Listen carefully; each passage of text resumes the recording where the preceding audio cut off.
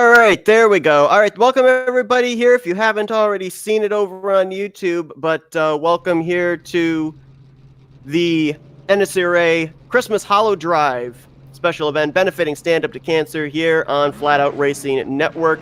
We're going to be running 50 laps here at the Talladega Superspeedway. Unfortunately, we found out that it wasn't broadcasting to Twitch and over here on the Tiltify channel, because apparently it hadn't been hooked up to Twitch. So if you missed knockout qualifying, you'll be able to see that over, or not knockout qualifying, but just the qualifying session for the pole. You'll be able to see that over on the Flatout Racing Network's YouTube channel. So Shane Theron is going to be starting on the pole for this race. Matthew Rodriguez in second. The two of them, they were both in a two-car tandem during the 10-minute qualifying session. And so they will consequently be the front row as the rest of the cars are getting ready to grid. Robert F. Kenny is going to start from third. Fourth place is going to be Emmanuel Hartnett. And then I believe the rest of the field will be Herman Hart and Mickey Kirkus, as I believe the cars are on the racetrack and are gridding. They're just waiting for the pace car to lead them around.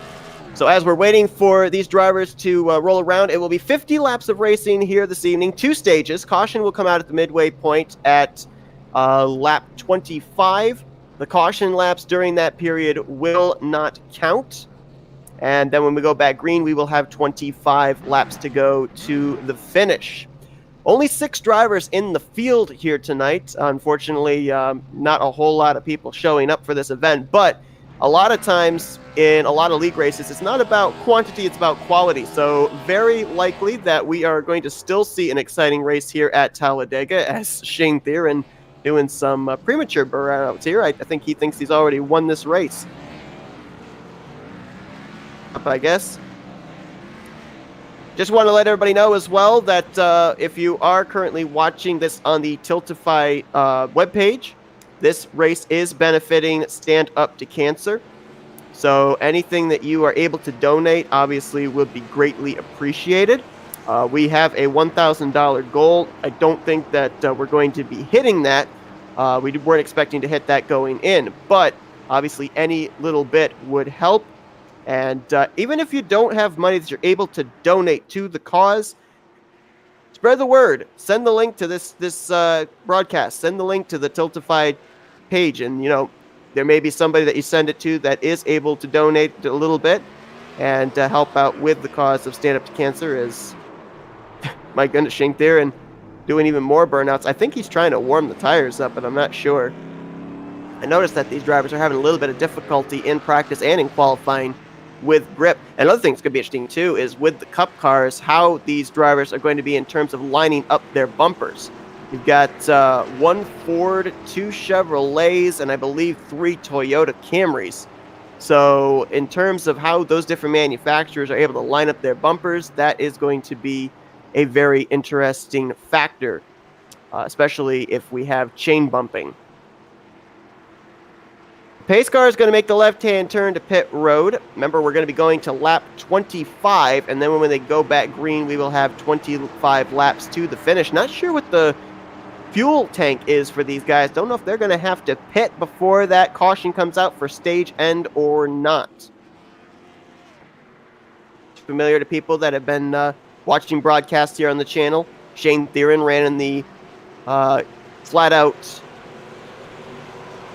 diecast modified series. Of course, Matthew Rodriguez, a co-commentator with me. Robert F. Kenny was our onboard driver in the ERL Indy 500. So a lot of names that are familiar here to broadcast on this channel. Here we go, getting ready to go racing. Green flags in the air, and we're underway in the NNSCRA Christmas HoliDrive.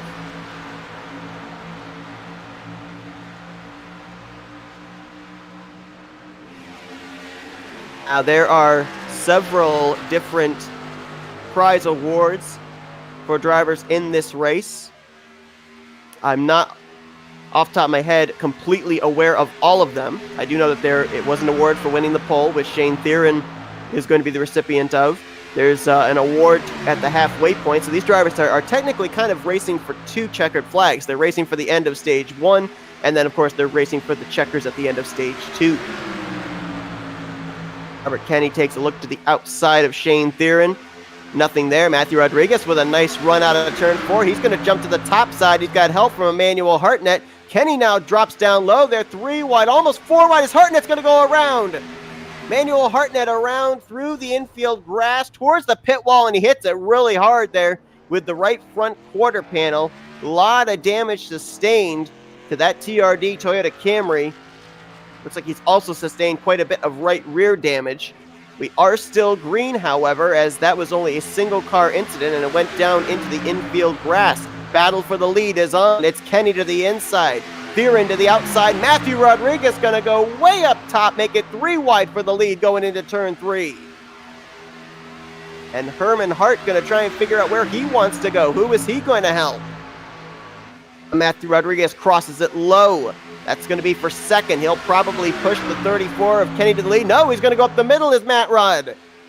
Still trying to battle for the race lead. He tried the top side. He tries the middle. He's going to clear for second at least. Kenny is, he's not going to lead that lap. Matthew Rodriguez, I think, may have edged him out at the line barely. 3 wide again. Now it's going to be Theron in the middle. Kenny on the bottom. Matthew Rodriguez goes from the top back down to the double yellow line.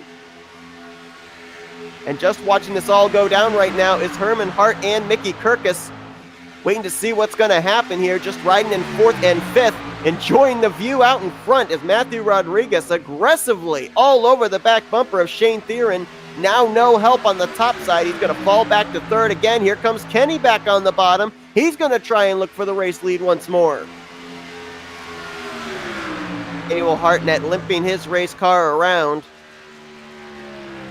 Still has that right front damage, but he is still, at least for the moment, on the lead lap. We'll see how long he's going to stay out. But you got to think that's going to definitely affect how that car drives. I mean, he's not even really holding the bottom. I don't know if that's because of the damage he sustained or not, but he walloped that right front into the inside pit wall as the battle for the lead continues to be hot and heavy. Matthew Rodriguez continues to try and get that high line working. He may have Kenny cleared, perhaps. Shane Theron, though, is going to go back up to the top side. Matt Rod's going to clear the 34 on the bottom. Up, he's going to shoot the gap up the middle. You see the racing that's going on right now, even with just 5 cars up in this lead pack. Imagine how aggressive the moves are going to be when we get down into the final stages of this race. This is only the first stage. We're only racing to the completion of lap 25 at this point. And then we've still got a whole other half race to go. Ron, I love seeing how these drivers are able to manipulate the draft to be able to get the run for these slingshots.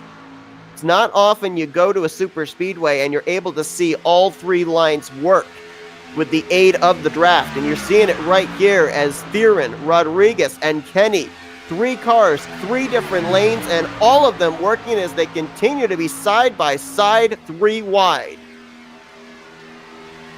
That inside line may prevail here off turn 4. Theron ducks down to the bottom. That will keep Matthew Rodriguez out in front for the moment. Rod trying to keep less than a car length there between him and the yellow line, not allowing Theron to be able to duck to his inside. Rodriguez continues to show the way, left the door open, Theron stuck his foot in. He's going to go for the race lead now. He's going to move on by as well as he offers the drafting help to the 38. Rodriguez ducks back down. I see you're battling hard for the race lead. I can't help but think that right now the 213 of Hart, the 44 of Kirkus, they look like right now they are in the best positions because they're currently riding, seeing what is available to them as we get later onto this race. And what they're doing right now, they're not playing their hands. They're not showing just how good of a race car they may have. And they could end up surprising these top 3 when we get to the second stage. Look at Matthew Rodriguez. It's only lap 6, but he's throwing blocks like it's 6 laps to go. Moving high to block Kenny, moving low to block Theron. And caution is out. Caution waves as Matthew Rodriguez is around in turn 1. He collected the 34 of Kenny as well. That is our first yellow of the day. That's going to help the 83 of Emmanuel Hartnett for sure. Go back and see what happened. I almost wonder if maybe it was blocking gone wrong, or maybe the 57 just got loose. I noticed in practice and in qualifying that a lot of times drivers would make just a little bit of an aggressive move and the car would snap around on them. To see what happened to either of them, it was just off the screen. Here it is. We'll watch it live in full in live time. Moves up to block the 34, moves back down. It looks like right here. Yeah, I think he just didn't realize he wasn't clear. Some pretty extensive rear end damage on the 57.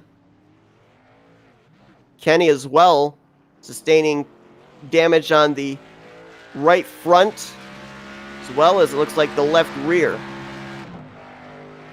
That's the first caution of the day, and as mentioned, that's a huge break. That who had lost the lead group.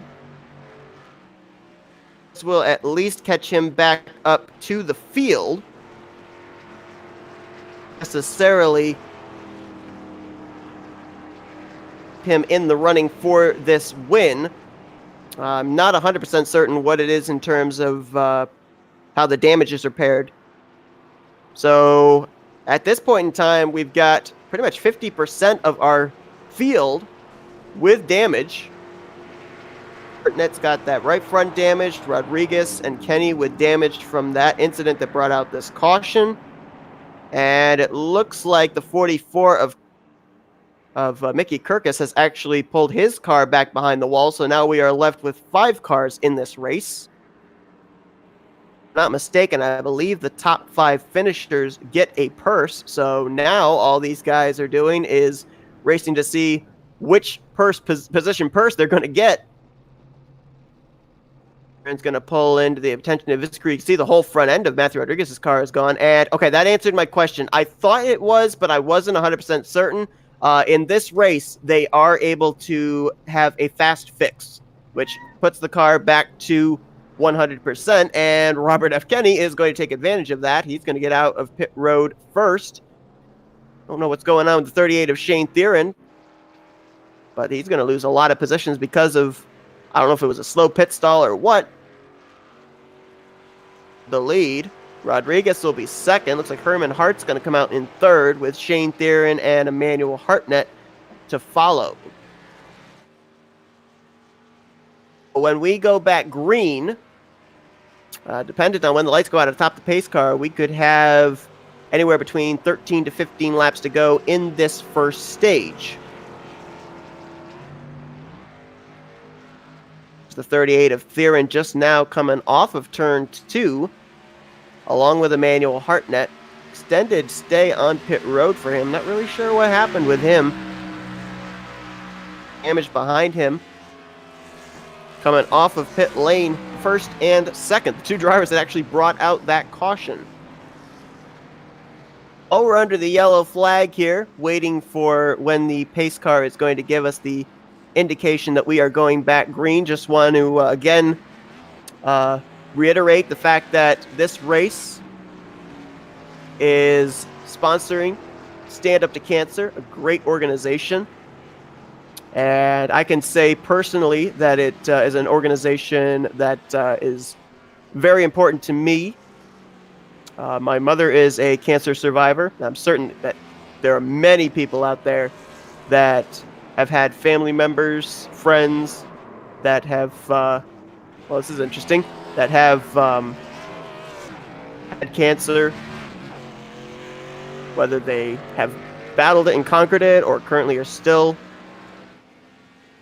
undergoing treatment for cancer, or there may be some out there that have lost loved ones to cancer. But obviously, it's a thing that hits home to a lot of us. And so if you head on over to the Tiltify page that we've got, anything you donate just goes directly to Stand Up to Cancer. And who knows? Your donation would be a step towards helping to find a cure. I believe these guys, obviously there's only 5 drivers still left in the field. They've got the fast fix option. So I think what they're doing right now is they're doing 2 things. They are, number one, warming the tires up, so that way they're going to have a little bit more grip when we go green, because running here under pacing just is continuing to cool the tires down, and cool tires mean absolutely no grip whatsoever.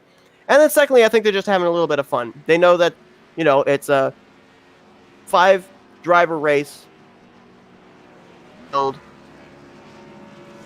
think that they're basically just right now just, trying to enjoy the race, have some fun while they're at it. And there is absolutely nothing wrong with that, as Kenny is going to try warming his tires up again. I'm not on the pace car, so we still have not even gotten the signal of 1 lap to green.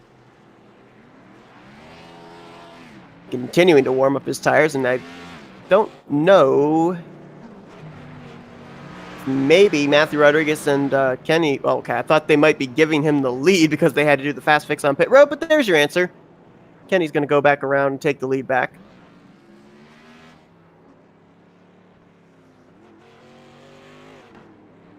I remind everybody, too, that we've got quite a week coming up here on Flatout Racing Network. Actually, we got quite a week and a half coming up. So we've got this race here this evening. Monday night, we're going to be bringing you the first elimination race of the playoffs for Elite Racing League, and that's going to be at the Paperclip Short Track of Martinsville. Wednesday night, Matthew Rodriguez is going to be joined, I believe it's with Sam Dyer. They're going to be bringing you the maiden voyage, if you will, of Flatout Racing Network, broadcasting a NASCAR Racing 2003 season event, the Winter Classic at Christmas Miracle Speedway. Of course, Thursday night, we've got the Sim Racers for Mental Health Modified Series. So there is a lot that's going to be coming up here for Flatout Racing Network overall. A week and a half or so. A lot of stuff just on the precipice of the holiday season. Lights are out atop the pace car. We're going to get ready to go back green on lap 12, which would mean that we're going to have about 14 laps to go here in this first stage. Kenny's going to take the top side. Matthew Rodriguez will start on the inside. Then it's Shane Theron, Emmanuel Hartnett, and Herman Hart, who I believe was on pit road the last lap around. So he's going to maybe have a little bit better of a benefit because coming to pit road, he's going to have fresher tires. They'd be colder, though, I would think. Well, I don't know. Would the fresher tires be colder than tires you're out there running pace laps on? Trying to think of that. I would think that fresher tires would actually be warmer. I don't know much about iRacing. I'm just basically trying to think of it in terms of a Enter 2003 mindset. iRacing might possibly be a little bit different in that regard.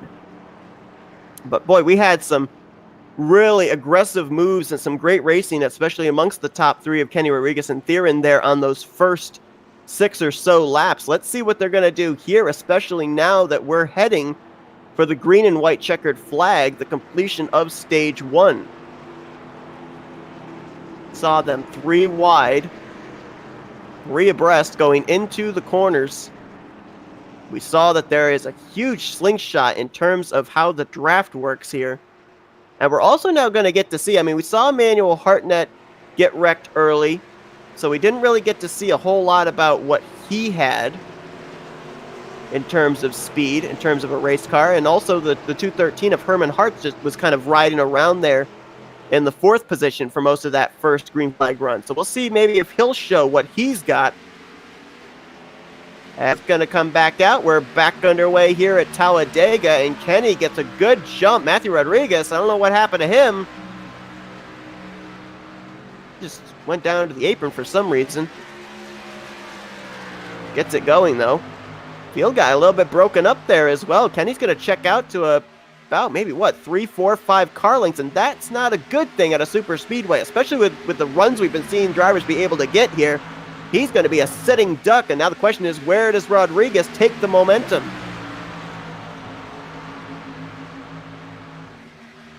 Try looking down to the bottom. Kenny's going to leave it open for him. Rodriguez moves back up, then peaks back down low. He's going to try it out of 4. He's got Emmanuel Hartnett there with him on the bottom. Hartnett's now going to stick it 3 wide. He's going to go for the race lead. Emmanuel Hartnett with a power move. He's going to put that Toyota Camry out in front. He's going to get a lap lead, and he's bringing Shane Theron along with him. The 83 leading the 38, and now Theron jumps to the top.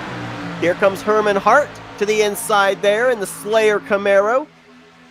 Look at him moving around there. You can just see how the air affects these race cars. They are literally dancing around in the corners as Hartnett continues to show the way. Emmanuel Hartnett, a guy that I've raced with for many years over in NR 2003. Very good restrictor plate racer, and he was out in front for a moment. Now it's going to be Herman Hart. It's going to go to the inside. He's got help from Matthew Rodriguez. Look at Kenny up there on the outside. Are we going to go 4 wide through the tri-oval? Oh, I thought we were going to. There looked like there might have been enough room. And Matthew Rodriguez looked like he was thinking about it. Oh, we got a wreck. Kenny is around and into the wall. And that is going to be our second caution of the day. It was hard to tell if he went around off the nose of Shane Theron from that camera angle, but my assumption is yes. The second caution is going to come out here on lap 14, still shy of the stage break yellow flag. And let's go back and see what happened. He was just off on the bottom left corner of the screen, but it looked like in the direction that the car took that he may have come up or Theron may have come down, and one way or the other, they both hooked bumpers.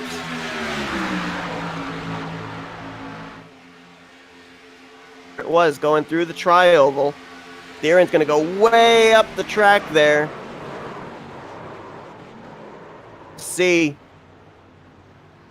both of them wanted the same piece of real estate. Kenny's going to go around, and he got that outside wall pretty good. But again, as stated, these drivers do have the fast fix. And so Kenny should be able to bring that car to pit road, get it fixed back up. Good to go yet again. So Herman Hart, who on the first stint, before our first caution, seemed content to ride in the 4th position and watch the 57, 38, and 34 go at it. Now he finds himself out in front leading this race under our second caution of the day.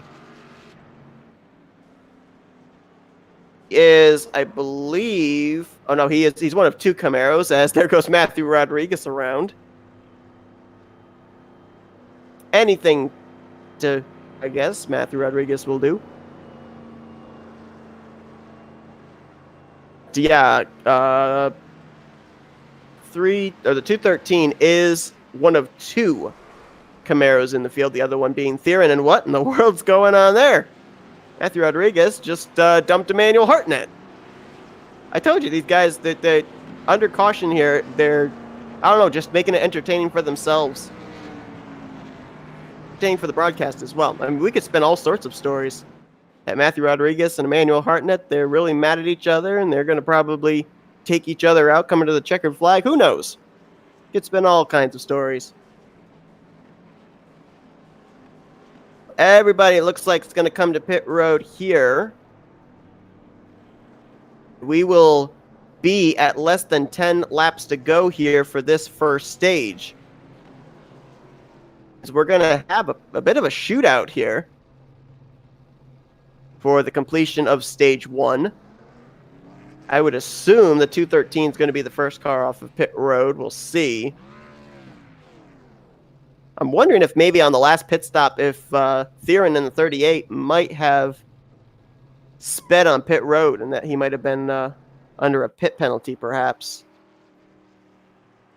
He got out of pit road first this time, though, so he will, looks like, be the race leader when we go back green.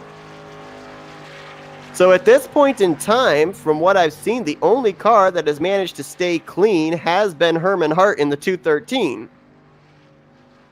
Theron got a piece of that last incident with Kenny. Kenny and Matthew Rodriguez brought out the first caution, and Emmanuel Hartnett had that spin in the first few laps, even though it didn't bring out a yellow when he spun through the front straightaway infield grass. Now they're scoring the 34 as the race leader, but I don't think that's right. No, he's coming off pit road. Theron, that will be the leader when we go back green. Now, I don't know if there is a limited number of fast fix that these drivers are able to utilize. Is no, but I am not really sure. If there is a limited number, then I would kind of, be a little bit worried if I were the 57 and the 34, because they've both been involved in both of our yellow flags. I'd maybe be concerned as well if I were Emmanuel Hartnett in the 83, because yes, he wasn't involved in the second caution, but he did sustain some damage after that hit we saw he got from Matthew Rodriguez coming out of turn 4. The lights should, I believe, go out at the top of the pace car this time. We would go back green, which would give us a total of 8 laps to go here in this first stage. Remember, this is just the first stage. There's still going to be another 25 laps to go after this.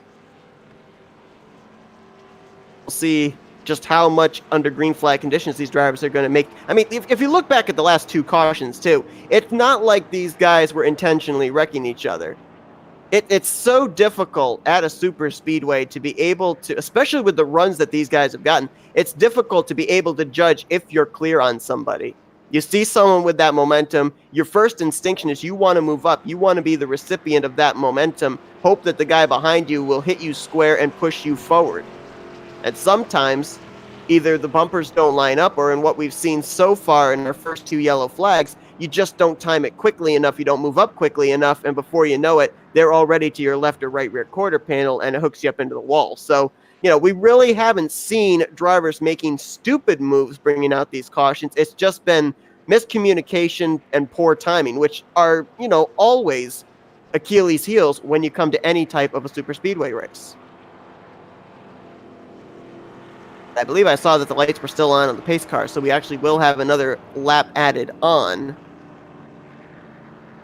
The lights are still on, so we'll have another lap added on, so we would get the restart with 7 laps to go, it would look like.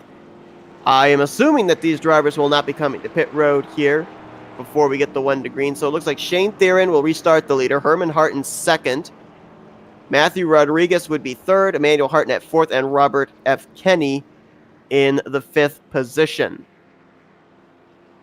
In order, Mickey Kirkus, who started the race, is now out.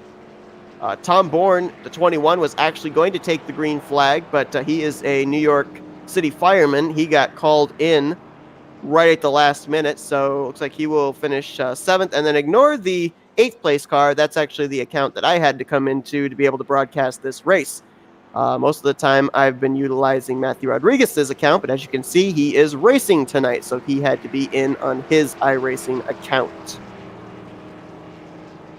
Well, hopefully, fingers crossed, we'll see the lights go out top of the pace car. Interesting, you see the 213 coming to pit road, so he is giving up a 2nd place restarting spot. That'll put Matthew Rodriguez on the outside of the front row for the restart. So basically, it's deja vu. We basically just rewound this race back 17 laps. And we've got ourselves our front row again with the 38 on the bottom and the 57 on the top. Should be out on the pace car this time. Well, actually, it looks like... Are they still on? Or am I just seeing the lighting wrong? Oh, they're still on. Why are the caution lights still on? They are. We should have gotten the 1 to green signal at least at this point, unless this... I don't think this is the stage caution. They said the stage caution was going to be on lap 25. I don't know why the caution lights are still on.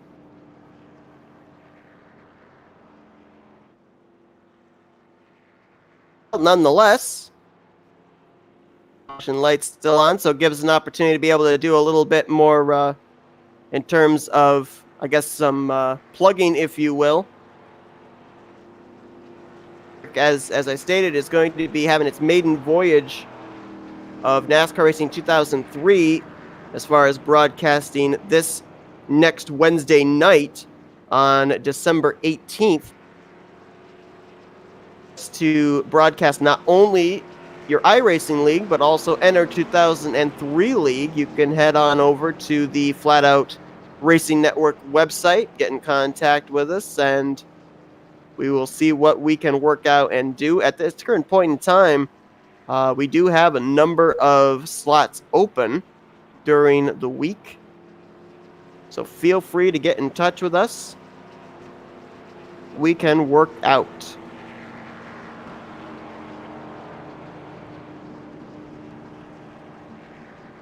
Oh, lights should, I said this the last 2 laps, they should go out this time. I'm really surprised that the lights have stayed on this long, especially at a super speedway. Usually at a super speedway, you end up having the lights on maybe for 2 caution laps, but I believe this is going to be the 3rd caution lap that we are going to be under. It looks like we ended up having car come to pit road under the yellow. Yeah, we did. Not only did the 213 of Herman Hart hit pit road, but so too did Emmanuel Hartnett. So they will be restarting in 4th and 5th this time. They should. If they don't, I will be absolutely shocked. Yep, they are out. Okay, so we are at the 1 to green signal. So what I thought was going to be a 9-lap shootout to finish out this stage actually is going to be a 7-lap shootout to finish off this stage.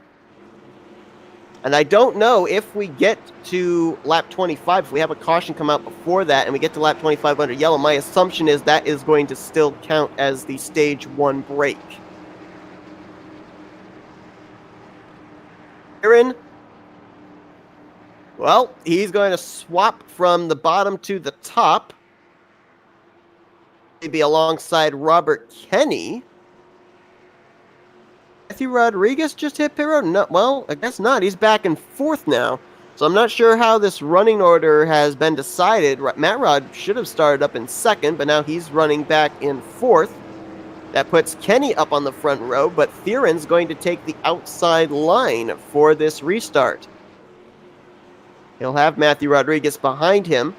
Kenny will have Hart behind him, and then it will all depend really on which line moves, where Emmanuel Hartnett decides to be. He's going to be by himself in row 3, so he could start on the inside or the outside line. And now Matthew Rodriguez doesn't look like he wants to get up into the 4th position.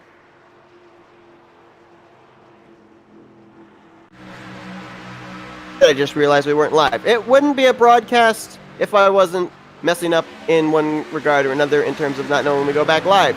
I just saw the green flag pop up there on the ticker, realized that it showed him still under pacing.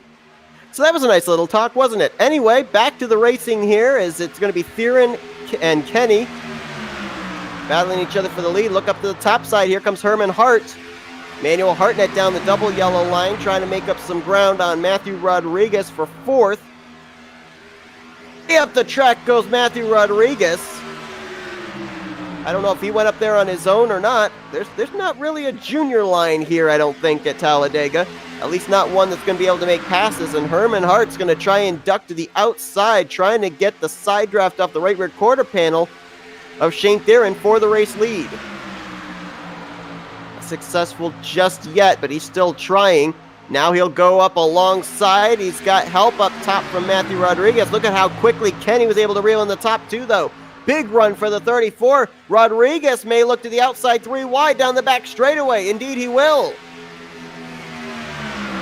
Maybe going to force his way in there 4 wide if he can get alongside the 38. No, he backs out. He's going to go all the way up to the top side now, helping Matthew Rodriguez. Camaro's on the bottom. Camry's up top. And neither line is really well formulated. Get a big push there, courtesy of the 34 off of turn 4. He'll get alongside, and he will, at least for the moment, go to the race lead. On the bottom, look at Kenny with the run up on the top side. It's going to be Rodriguez leading that lap by maybe about half a car length. Emmanuel Hartnett, I think, just hit pit road in the 83. We just saw him coming back out on track. He's now a lap down.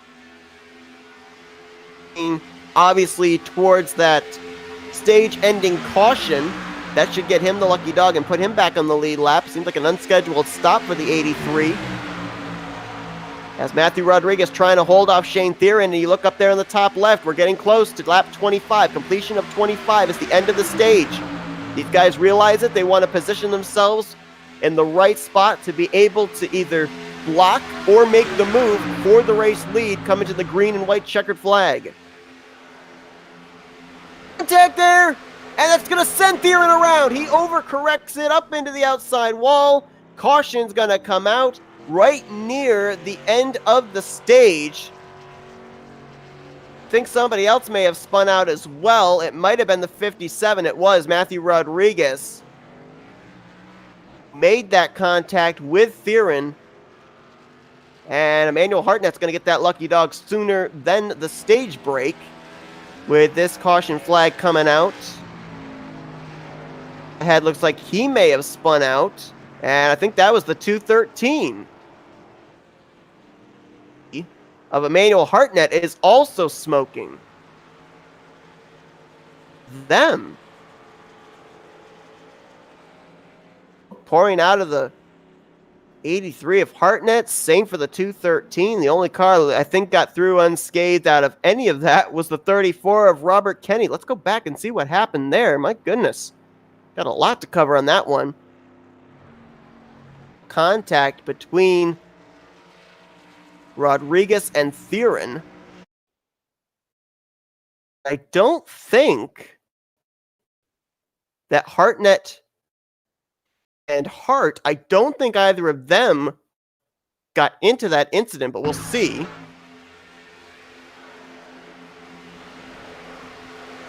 See it right there.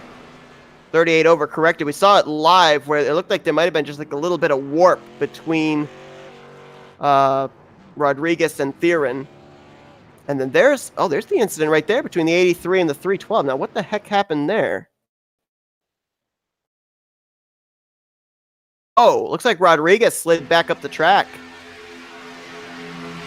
There for Herman Hart to be able to go. You'll see it here, the contact again between the 57 and 38. You see there's a space there. So obviously there was not intentional contact. There was just like as far as the hitbox. And there you can see Rodriguez slid back up into the path of the 213, and Hartnett had nowhere to go either. Again, I don't know indeed if this is going to be the stage break or not. My assumption is that probably it will be. Should set us up for our second stage of the race. I don't know if Fast Fix fixes cars with engine damage or not. Looks like it does. As Emmanuel Hartnett is coming back out on track. I think the only car that didn't come to pit road was the only car that wasn't killed in that whole incident. And that was Robert F. Kenny in the 34 car.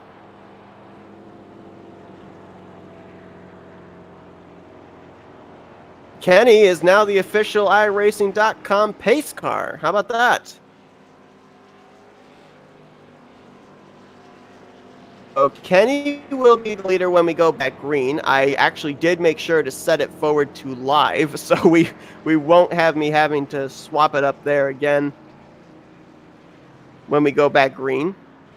Theron will line up in second, Rodriguez third, Hart in fourth, and Hartnett in fifth.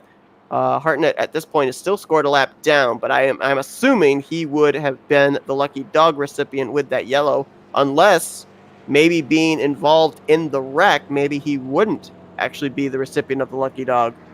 And I do think that this caution is going to run into lap 25, so I'm assuming that this is actually going to be the stage break.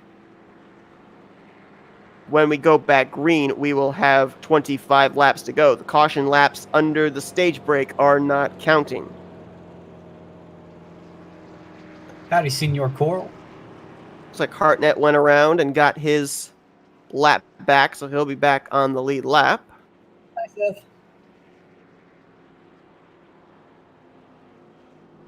Seth. Hey, Seth.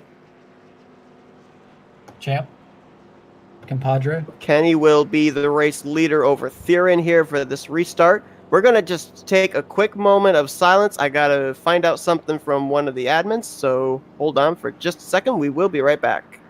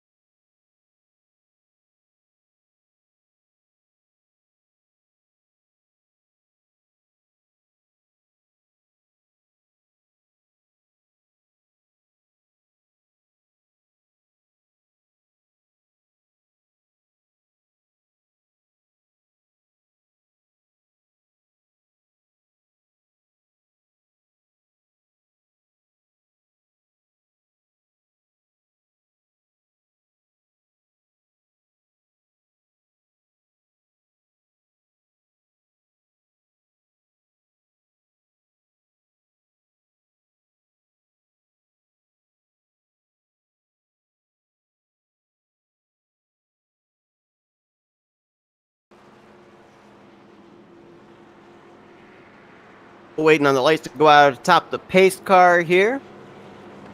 We should maybe get the one to green this time around. We'll have to wait and see. Welcome back, everybody, here to the NNSCRA Christmas HoliDrive at Talladega Super Speedway.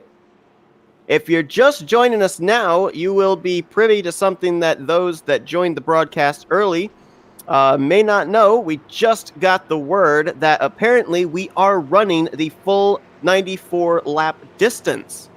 So the halfway point of this race will actually be at lap 47, and we will run the entire 94 lap event. It was going to be just 50 laps, but it will be 94 laps in total. So we're working our third caution of the day. I am noticing a little bit of damage there on the rear of the race leader, Kenny. A dent. I don't know if that's from someone hitting him or not, but apparently he doesn't feel it's enough to come to pit road. 38 of Shane Theron is going around for some reason. Not sure what he's doing. He's on the lead lap. Like he's waiting for the pace car to catch up. 5 drivers still in this race. Emmanuel Hartnett just got the lucky dog, so he will move back around onto the lead lap. As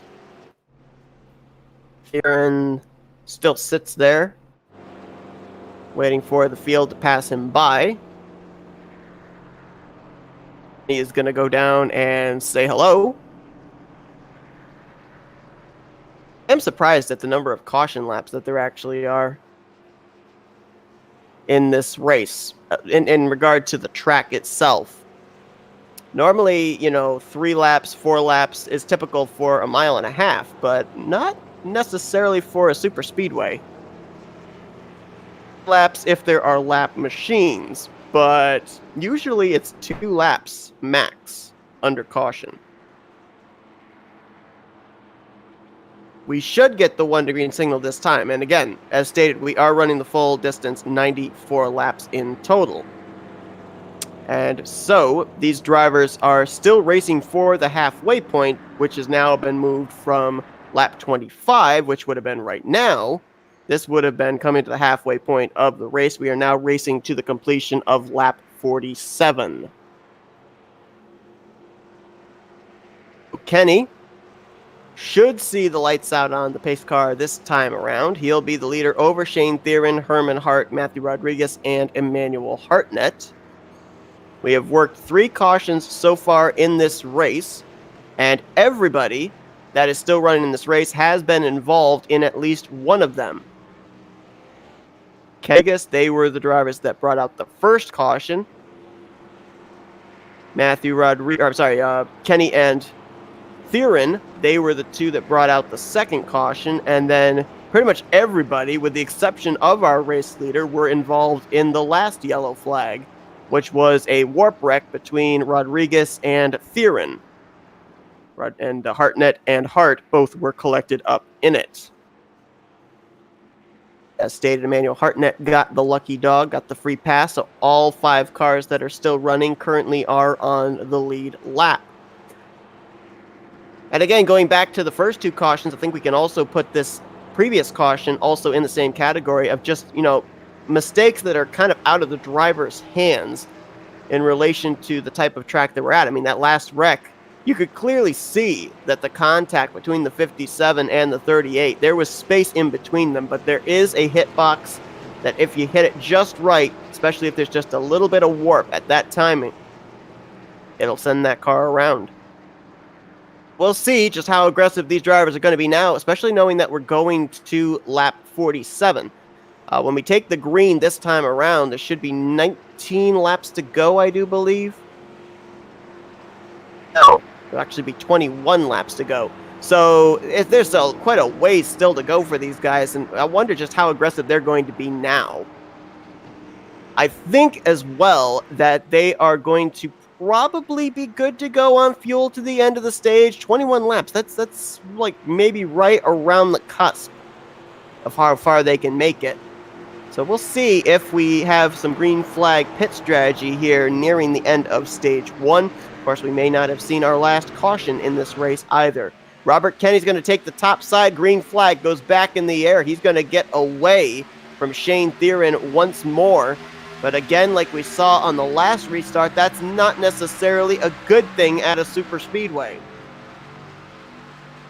Theron's going to have Herman Hart there with him. Those 2 Camaros are going to reel in the 34 very quickly. And you can see right there, they are already on his back bumper out of turn 2. They slingshot to the top side, and all Kenny can do is wave to them as they go around driver's right. Matthew Rodriguez now trying to pick up their draft. He'll slingshot to the outside for the 3rd position. Now Camaros first and 2nd, followed by 3 Camrys. We had only 1 Ford in the field tonight, but that number 44 of Mickey Kirkus has actually retired from the race. I get to start this race was in a Camry as well, so it really was going to be a race of Camaros and Camrys. Rodriguez trying by himself to get an outside line going. No dice there. Emmanuel Hartnett, just the tail end of this group. He's been involved in 2 wrecks so far in this race. One that did not bring out a caution, and then he was involved in the last wreck that brought out the 3rd caution of the day. It's like for the moment he's just kind of riding. He'll now duck to the inside of Kenny for 4th as Rodriguez trying to clear for 3rd.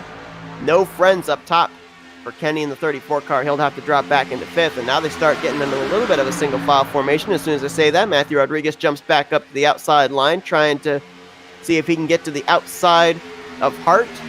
Hartnett, however, is going to stay on the bottom, and he'll slot up to the 3rd position. And right now that, we're seeing still some side-by-side racing, but not nearly the aggressiveness that we saw in the first 2 stints. When we basically battling each other 3 wide into the corners. Now it seems like a little bit more organized, single file, a little bit of double wide. As these drivers are now racing for the completion of lap 47, which would be the halfway up point of this event. Now looks like Theron out in front. Looks like, well, as soon as I was going to say, I thought Herman Hart looked like he was pretty content to ride in 2nd. Now he jumps up to the top side, and he's got Kenny to offer the drafting help. even with the fact that these guys seem to be pretty comfortable with where they're at, it's almost like their hands are forced with the amount of momentum they get and the draft they're able to get behind someone. They have to take that momentum somewhere, whether they want to make the move or not. Now a 3-on-2, 3 on the bottom, 2 up top. Hart leads the bottom. Kenny up top with Hartnett for drafting help. Pretty much pushing each other down that back straightaway, it looked like. Not much daylight between the nose and tail of the 213, 38, or 57. Call it train. As now Theron jumps up to the top. Matthew Rodriguez to offer the drafting help. Look at Hartnett trying to shoot up the middle. He's going to get around the 213. Now offers the drafting help to Theron as he slots just ahead of Hart. Ooh, there may have been some contact there. I don't know if Hartnett bumped the 38 or what. He moved up. Theron almost went down to the apron. Now it's Toyotas up on the top side. Hartnett, Rodriguez, and Kenny. And ooh, this is getting a little close for comfort, and that's why. Caution's going to come out. 3 cars around. Hart, Rodriguez, and Kenny. There was going to be some chain bumping there. And with the way that the Toyota Camry nose kind of juts out, well, you just had the feeling those bumpers were not going to line up. So Hartnett's going to lead them back to the yellow flag. 4th caution of the day. This one involving Kenny, Rodriguez, and Hart. Away from the halfway point. See what the damage is. Oh, the whole front end of Kenny's car is gone. It's hard to tell what more rear end damage he may have sustained. He already had a bit of a crunch in the back of that machine. We see Rodriguez, a lot of front end damage on his machine, and Hart on the left rear significantly. Pretty good though. He may have backed it into the outside wall. Go back and see what happened. Let's see if my suspicions were correct. I'm guessing it was just not the capability of lining up those Camry bumpers with the Camry noses. They were really close to each other as well, coming off that corner, like right on each other's back bumpers, so there was little room for error. It was. Hartnett moved up. I don't know if that necessarily slowed the momentum of the top side and what caused this, but I don't really think so. Here, the chain bump. 57 into the 83, 34 gets into the 57, and they come down and collect Hart in the 213. Predictive super speedway racing is chain bumping. And again, like I said, it's almost like these guys' hands are forced in some way, shape, or form because they get such a big run. They've got to utilize that momentum. They've got to take that momentum somewhere. And if they don't, they're going to lose positions. And if they lose positions, they may lose ground. And if they lose ground, they're going to lose the draft. And then they're out of the running unless they're able to get the aid of a yellow flag. Hartnett, who on the last caution got the lucky dog, he's now back out in front, leading this race with Shane Theron. The other 3 would have obviously come to pit road to repair the damage sustained from that wreck.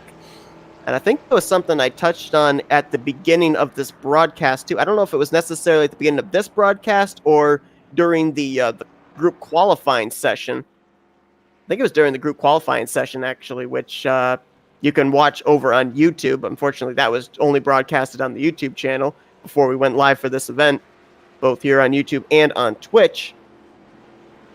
But, you know, you've got the Camaro nose, which has that little bit of a spear, that little bit of a jut out that looks like an arrow.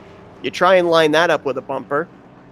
You've got the Camry, which is a little bit better, but it's a rounded front.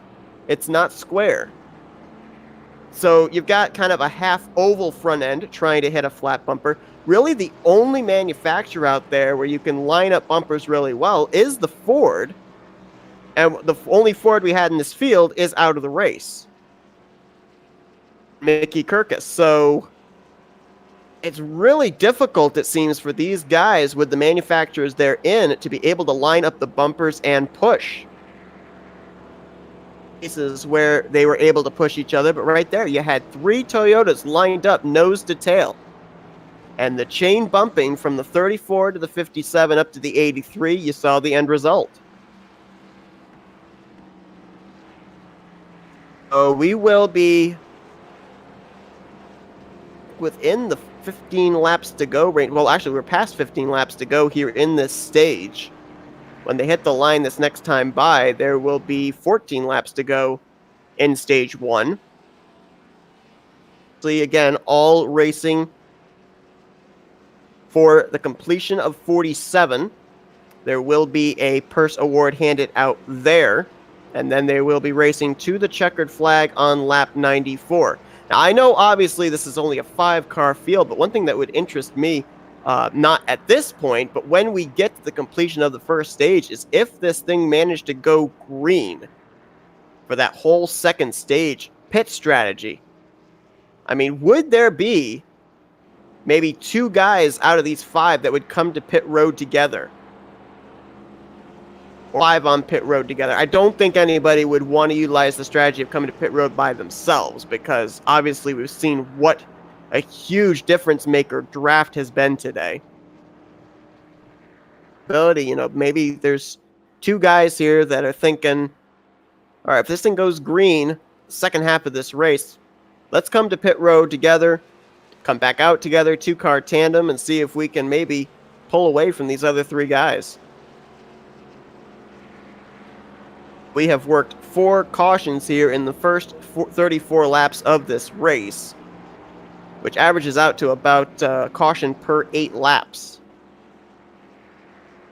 These guys, if you think about it too, especially in, super speedway races, but also in other races as well, you're going to get these early cautions because these guys, they were out there, they were, testing the setup out, they were testing it out in group qualifying, but you never really know what you've got until you get into race conditions. So right now, I think we can safely say that this first stage is kind of a learning curve, a learning period for these drivers, and what they learn in this first stage, they're going to be able to apply in the second stage. Kind of like a list of do and don'ts they're starting to put together that they'll be able to then put into effect when we get into the second stage of this race. If the lights do go out atop the pace car this time around, we're going to have, I believe, 12 laps to go in this stage. Still really is a long ways to go. I mean, we've only completed 34 laps of this race. It's taken us this long to complete 34 laps. So we're just past a third of the way through. So the 12 laps that remain in this first stage is still going to take them a little bit of time. See maybe another yellow flag before the first stage is completed. Net will be the race leader. Theron in second. Then the 3 drivers that were involved in the last caution, Kenny, Hart, and Rodriguez, they will line up 3rd, 4th, and 5th. Lights are going to be atop the pace car off. It will take the bottom of the racetrack. Christmas HoliDrive special event, so only seems fitting that we were served hot chocolate up here in the commentator's booth. Let's see if we're going to get to finish this first stage under green flag conditions or not. Assumption is, with what we saw on that last restart, we saw not nearly as aggressive racing out of these guys. There was side by side, but there wasn't the 3 wide we saw early on. So I think we're going to see a little bit more of that as we get closer to the completion of this first stage. Though I think the aggressiveness is going to amp back up again to what we saw at the beginning of this event. And very likely, in that case, we may end up seeing this first stage actually end under yellow. See if they can make it at least up to around lap 44, 45, somewhere in that range, so that way we would at least make it to the stage break, whether it be under green or under the caution.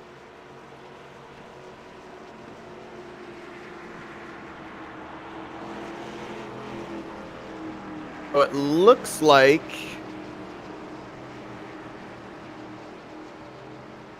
Oh, actually, no. I was going to say, I thought all... Yeah, actually, they are. Yeah, all three of the Toyotas that we all saw trying to work the top side that led to that last caution, they're actually all going to line up nose to tail here with Hartnett on the inside of row 1, Kenny on the inside of row 2, and Matthew Rodriguez basically able to choose whichever lane he wants, but he'd be able to start on the inside of row 3. Tries to get a big jump here on this restart. Through the gear away as badly as Kenny did on the last couple of restarts. That might be okay. We'll have to wait and see how much momentum the cars behind him get. Oh, he may be out a little too far now. Kenny's going to have a big run. Is he going to have somebody to help him? As he moves outside line, Matthew Rodriguez going to move from bottom to top. Offers a little drafting help down the back straightaway. Looks like it is going to be Kenny going back to the lead. Rodriguez up there with Shane Theron to battle for second. Hartnett to his left.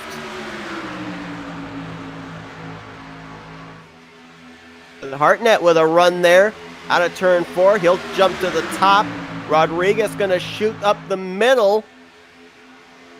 He has the momentum to do it. He'll clear Hartnett at least. Will he get the lead from Kenny? He'll get the lap lead. And I believe he's clear on the 34. Big power move through the triover for Matthew Rodriguez. It's not the first time today we've seen him make that middle line work. Up to block Emmanuel Hartnett, who's got a big push there from Shane Theron. Up almost to the wall goes Hartnett. So they're going to go 3 wide again. Kenny on the bottom, Rodriguez in the middle, Hartnett way up top side. And where's Shane Theron going to go? Is he going to think about maybe making it 4 wide if there's enough room? He's going to stay up top with Hartnett.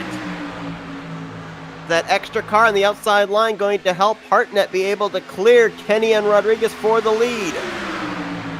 Not just yet. It doesn't look like that inside line got better momentum through 3 and 4. So too did the middle line. Who's going to lead this lap? It looks like it's going to be Rodriguez barely. Hartnett made it close though. As now Kenny down there on the double yellow line, looks like he got out of the way of Herman Hart, who had a big run. And Hart's actually going to go up the middle, puts Hartnett up top.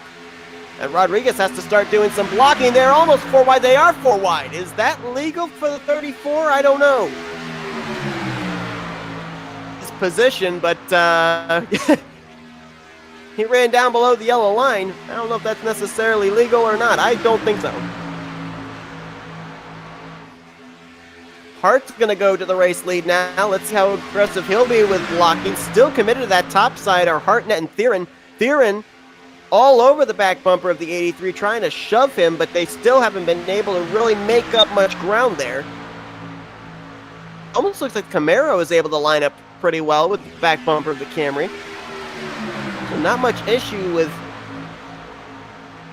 having the car a bad bump, at least up there on the top side right now. Now you got 3 cars up top. Kenny's going to move up there. That's going to move Hartnett to the race lead with momentum on the back straightaway. Look at Theron. Jumps down to the bottom. Hartnett went to block. Couldn't do it. Theron was there, and Theron's going to try and go to the lead. He'll succeed in doing so. Oh, Hartnett around in the 83. No caution. We're still green. Boy, it was hard to tell what happened there. Did he just go around by himself? I don't think that he made contact with anyone. Racing, they are still contesting the race lead here between Theron and Kenny side by side to the line. He's going to lose a little bit of ground because of that. He was right behind Hartnett. It's like he may have a little bit of right side damage, so he may have actually been collected up in that. Yeah, he's got some pretty significant damage to the right side of his machine. And the 213 is on pit road smoking, so he got caught up in it as well. I don't know if necessarily they got caught up in Hartnett's incident or if maybe it was a follow-up wreck and slowing. So they may have actually called an audible caution. It was a manual caution. I'm just being told now. So we actually are under yellow despite the ticker saying that we are green. caution flag is out for, I believe, the 5th time. Our caution counter will be one behind since this was a manual caution that was called out. So let's go back and see what happened to bring out this 5th yellow flag. I'd love to see, because from live action, I'm having when I do these broadcasts, my frames aren't the best. But even just from the issue I have with my frames, it did not look like there was any contact between anybody in the 83. It looks like he just lost it. So we'll look and see what happened to him. He was leading that outside line with Theron behind him and Kenny behind him. Let's take a look here.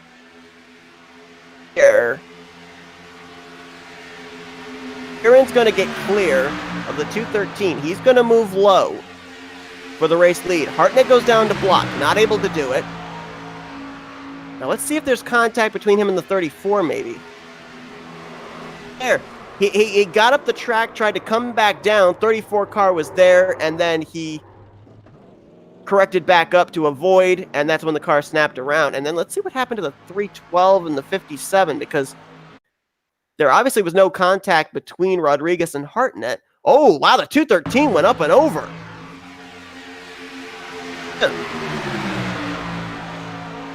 I think after Hartnett's spin, clip him? Oh, he just barely clipped the 213. Hartnett barely clipped Hart. And Hart went up and pounded that outside wall, went up and over and onto the side of Matthew Rodriguez. So that is what happened. That's a violent hit in turn 2 for Herman Hart. And yeah, I thought it was just Hartnett that was involved in the incident, but as we could clearly see, he just barely clipped Herman Hart in that right rear quarter panel and sent the 312 or the 213 rather up into the outside wall. A manual caution is called on lap 41. Think we will be going back green somewhere with about 3 to 4 laps to go. So we are nearing the halfway point now. So this is going to be the first of 2 money restarts anyway, because this is going to be the midway point payout for these drivers when they get to the completion of lap 47. And we, with this being a manual caution, may get back green sooner than we would have under an in-game yellow. I would assume right at this point, we might have actually gotten the 1 lap to green. We probably would be going back green this next time. Looks like the 213's leaving pit road now. Should get caught up. Audible will be called where that was the 1 lap to green, and we should be getting the green this time. So we would probably be going back green somewhere with about 5 laps to go.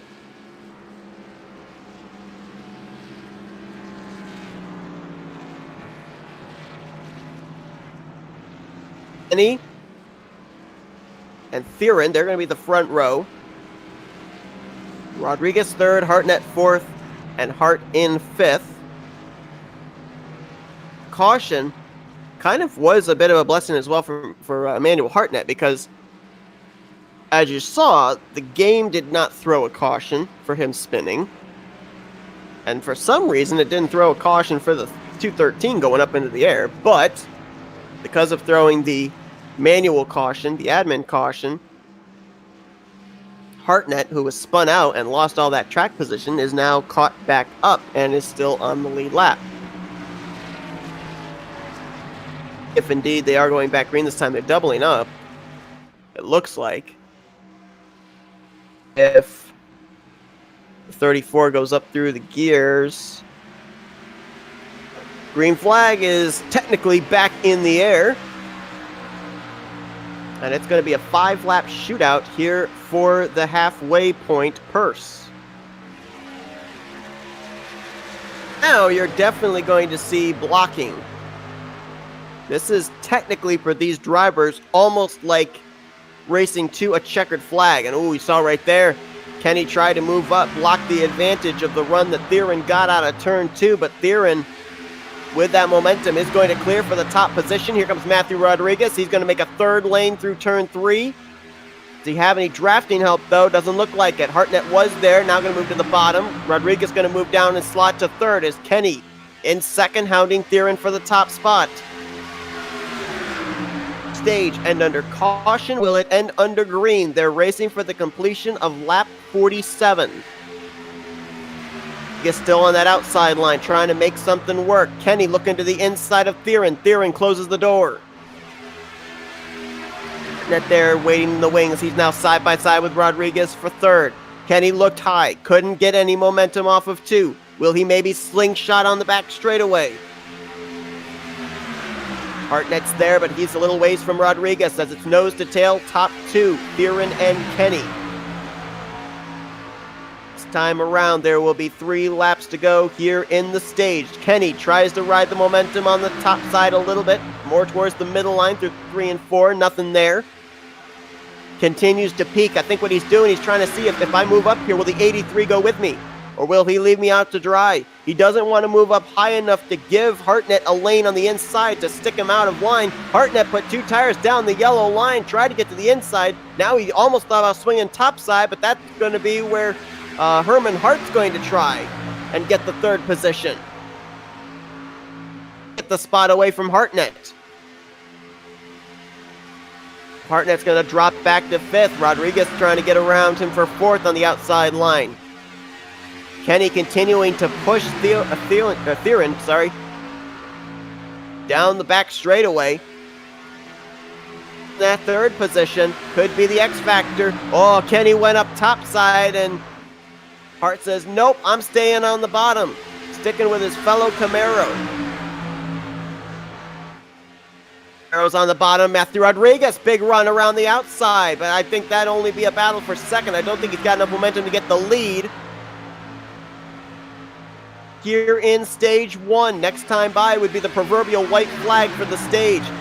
Theron continues to lead. Hart in second. Kenny's got to get his Toyota buddies all lined up here if they're going to make a charge. Ooh, got down there below the yellow line. Now ducks back up to the top side.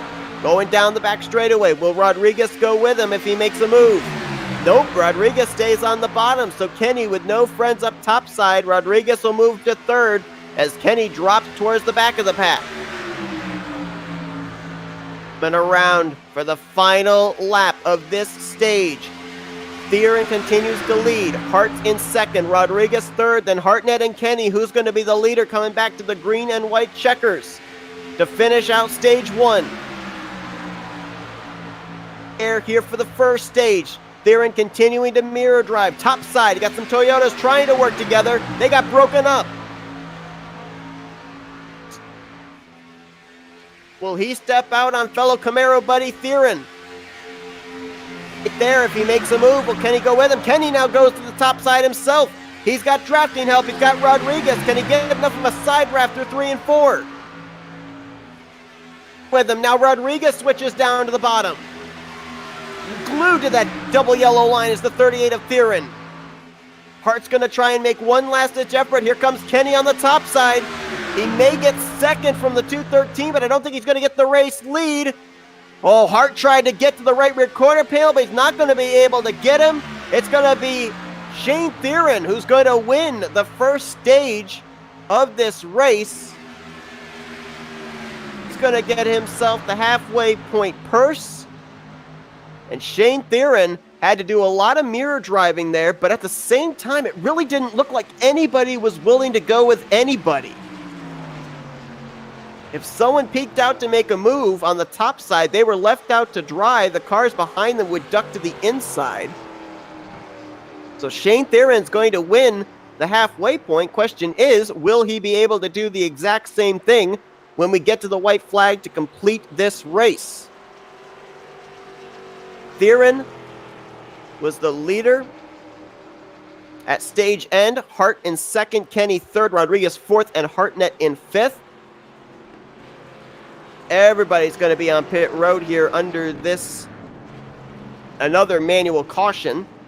And again, we should be going back green sooner rather than later, like we have under the in-game yellows.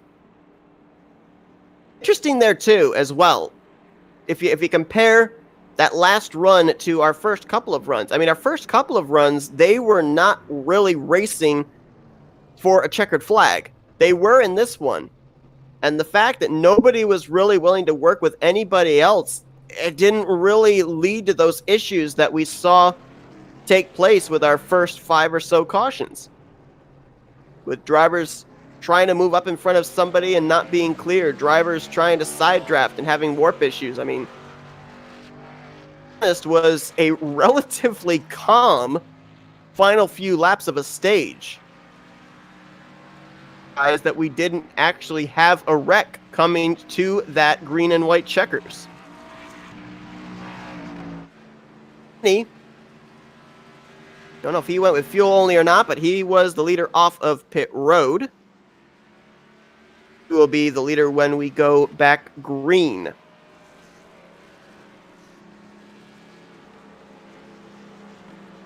Again, this is a stage break. Your own caution, and so therefore, on what the situation is, we may actually go back green this lap. Just want to remind everybody that this broadcast is taking place on Twitch and YouTube, but it is also being broadcasted on Tiltify, as this race is supporting Stand Up to Cancer. If you head over to the tiltify.com page that this broadcast is currently on, you can help us in donating whatever you can spare to Stand Up to Cancer organization. Every little bit helps. And again, if you are not able to donate, share this broadcast with your friends. Share it on your social media so that way more people are able to see it, and maybe they would be able to donate to a very worthy cause. Looks like we are indeed going back green flag racing right here, right now. Kenny back up through the gears. We're now racing for the checkers. We're past the halfway point. And let's see if maybe, just maybe, these drivers can race it clean to the finish, and we might see this come down to green flag pit stops. I know for absolute certain there is no machine on earth that can run 44 laps at Talladega Superspeedway on 2 tanks of gasoline. There is absolutely no way.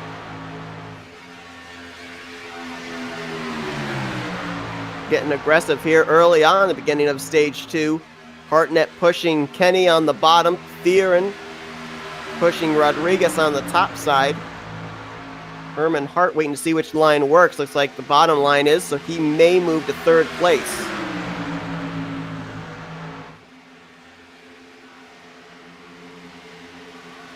Rodriguez way up there on the top side. I think he might be actually dropping back.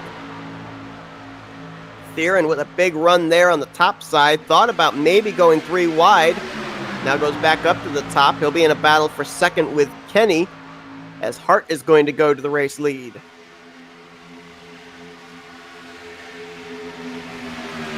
Seen the Camaros actually work together in this race, Hart and Theron.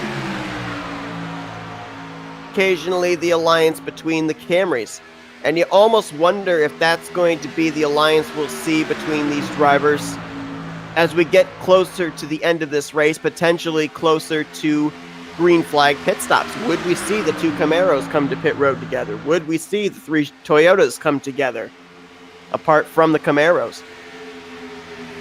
Or would they all try coming to pit road together? And on the top side with help from Rodriguez will keep the lead.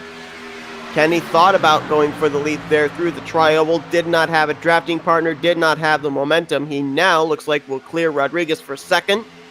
Slingshots to the outside down the back straightaway. He's got some good momentum there with help from the 57. Actually, they're going to be 3 wide as it's going to be Hartnett going up the inside line. Would this be for the race lead, though, or would it be for 2nd? Is Kenny going to clear the 83? He will not. Hartnett's going to battle side by side for the top position. He is going to get it. It looks like maybe off of 4. Kenny back on the top side tries to battle back. Who's going to lead this lap at the line? It is going to be Hartnett, as Kenny did not get a very good push there through the tri-oval. Net back to the lead. Theron into second, and now slotting to the inside in third is Kenny. Then Hartnett moved up the track, opened the door, and Theron says, thank you very much. Look at the middle line there with Kenny and Rodriguez. They're going to shoot the gap. Oh, is Rodriguez going to try that patented middle line again? Nope, instead he goes back up to the top side to help the Camry of Kenny. Barrow is now lined up again, nose to tail on the bottom. Theron with the help from Hart. Not lined up as Rodriguez up to the third groove. It's going to lose him and Kenny momentum. That brings Hartnett back up into the picture as well in fifth. Whoa! 34 of Kenny looked a little loose there through the tri-oval. Able to hang on to it. Now he's going to go back to work as he'll go up top with Rodriguez looking for second. 213 of Hart looked a little loose going into the entrance of turn one. Even after 54 laps of racing, these guys are still wrestling these race cars. Yes, yikes! You had those three Toyotas lined up nose to tail, bumper to bumper again, and remember what happened the last time they tried that. They all wrecked. 40 laps to go when they hit the line this time around. Going back green in this stage, we have managed to keep it under green flag conditions. However, drivers are seeming to use the bumpers just the least little bit more, and it's making me nervous. Theron back to the lead, getting a nice shove there from Rodriguez. Rodriguez tried to move up top side with that momentum, nothing doing. Here comes Hartnett now to the bottom for second. Hart's going to stay up top with Rodriguez, however. Doesn't look like they can really line up good enough on that outside line to make something work, at least not for long. Make it work, they push whoever is the leader of that group out front, and then it all breaks up from there. Almost had a wreck right there on the back straightaway. Look at Hartnett gave quite a shot to Theron, and Theron's car kind of wiggled side to side. Look at Rodriguez up the middle again. I don't know how many times I've said that. I feel like a broken record. Rodriguez and middle have been two words in maybe 3 or 4 sentences I've said so far this evening. This time it did not work for him, though. Hart's going to try the middle, but I don't think he's going to be able to do anything, as now on the bottom you got Theron and Kenny. Kenny now jumps up to the outside line, and again, this is what we kind of saw towards the end of the first stage.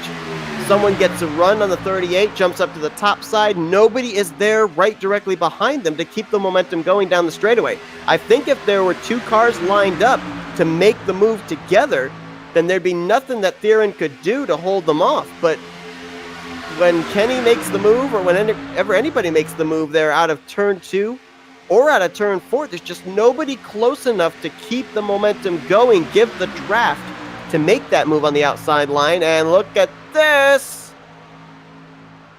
I don't know if he moved up there of his own accord or not. It almost looked like Hart forced his foot into the door. He's going to try and go for the lead on Theron. Theron's got Rodriguez behind him. They're not lined up very well on that top side. Now they kind of are. Look at Rodriguez. Almost looked like he was going to go for 3 wide, but Theron had the 213 cleared, moves down low, so now it's Rodriguez leading the outside line. All 3 Camrys going to go up there, and Rodriguez going to get the side draft potentially off of 4. He's got Kenny on his back bumper helping to push him. Rodriguez might make this work this time. Hartnett's going to maybe move up there with the Camrys. Nope, moves back down on the bottom. It's going to be Rodriguez leading this lap, but can he get clear of the 38 into turn 1? He is literally pushing Rodriguez. And again, it's the question of can those Camry bumpers line up good enough. Theron does not have the 213 on his back bumper. Looked like Hart had a little bit of issues going through 1 and 2 of keeping his car on the bottom. The 34 there on the top side, they are glued together, but still not able to make the move around Theron, who I think did have Hart with him on the back straightaway, and Theron's going to go back to the race lead once again. So that top side got a little bit of momentum, but right now I think the difference maker is Hartnett isn't really giving an alliance to either the inside or outside line. And so that's allowing the shorter way around the racetrack the advantage, that being the inside lane. Whoa! Everybody looked a little loose through that corner. 38 was down on the apron. 213 almost was up in the middle line. Kenny was almost up in the top lane. Two-car tandems going on right now. Camaro's on the bottom, Camry's on the top, and then you've got Emmanuel Hartnett who's just sitting back there with a bowl of popcorn watching this all go down. Disinterested third person at the moment. Now looks like he's going to get into this battle. He's going to stay on the bottom of the racetrack with the Camaros and try his work his way up to third. Hurt down there on the apron. Whoa! Gotten him a little loose. He almost came up the track into Kenny, brings it back down, almost lost it.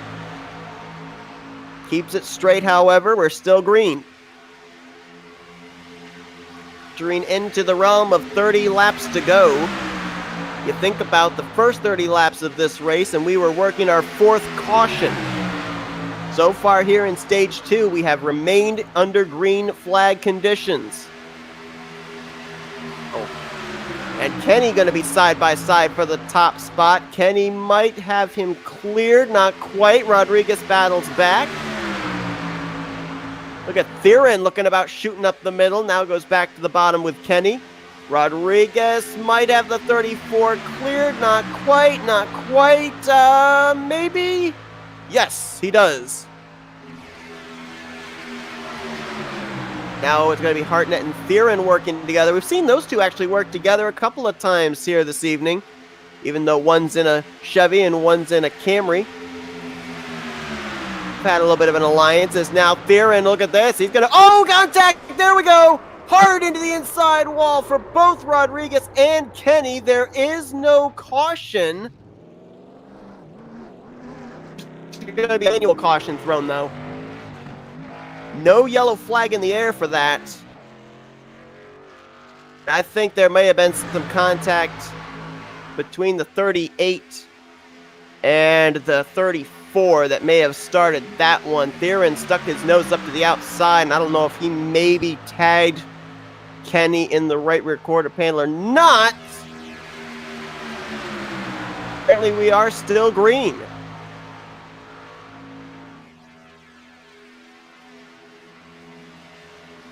Let's see if the speeds are decreasing, and it looks like they are now. It looks like they actually are throwing the yellow flag. The under caution. Be the 6th caution of the day if we are not counting the stage break. If we are counting the stage break, it would be the 7th caution. And it looks like Theron was actually the leader when the caution was thrown. Some violent impacts for Rodriguez and Kenny into the inside safer barrier. And that was a result of a 3-wide battle for the race lead going wrong. And I'm 100% certain that if we go back and we look at the replay, there's probably going to be contact between Theron's left front and Kenny's right rear that shoots the 34 down the track, collecting Matthew Rodriguez, who was on the bottom of that 3-wide situation. Take a look. We're going to go back middle of turns 1 and 2 to see how this all generates, and we'll see if my assumption is correct. Watch here. When Kenny moves to the outside, you'll see Theron's going to jump up to the top. Now let's see if there is contact between the two. Right there. I think there was. And that shoots Kenny, his car down to the left. Matthew Rodriguez is there. And both of them pound that inside wall pretty doggone good. Well, it's only our first caution of the second stage. We had 5 cautions in the first stage. We actually managed to run, I believe... No, more than that. About 16 laps. Under green flag conditions on that run. can do that again. The only thing that I would wonder about now with this yellow flag coming out is, does this take away the possibility of green flag pit stops? Because the 38 of Shane Theron was on pit road. Matter of fact, I believe he's coming back to pit road again, with the damaged machines of Matthew Rodriguez and Robert Kenny. Emmanuel Hartnett, I believe, was on pit road the lap before. He's going to stay out and will be the race leader. I'm wondering if maybe the 38's coming to pit lane to top off. Maybe thinking when we go back green that there may not be another caution flag, and that there may not quite be enough gasoline in the tank. See, Hartnett going to go down there on the apron. That says to me he's trying to save a little bit of fuel.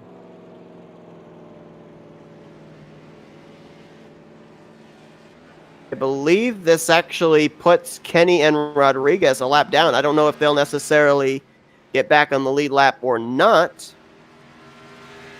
They did get lapped by the race leader. So they are currently being scored a lap down. You see right there, Kenny's going around. I think he's getting his lap back, and we'll probably see the 57 doing the same. So yeah, they were on the lead lap when the caution came out, so they should still be scored on the lead lap. We're going to get going back green with less than 30 laps to go. They probably will call one to green this time around unless Kenny and Rodriguez can catch back up before they reach the restart zone. The call of the race might possibly be that 38 car coming to pit road an extra lap to top off the fuel tank.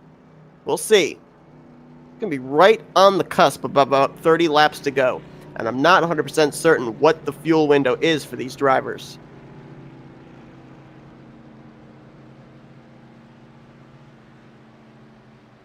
Oh, Theron.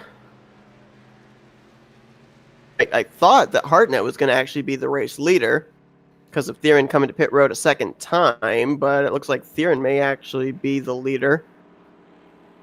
So I'm not sure what the official scoring is of that. Looks like it's going to, at least for right now, looks like it's going to be Theron, then Hartnett.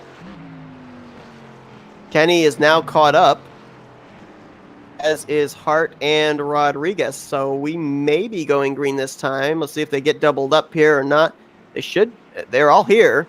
So I don't see why they would go another lap under caution. Yep, they're doubling up. We're going back green.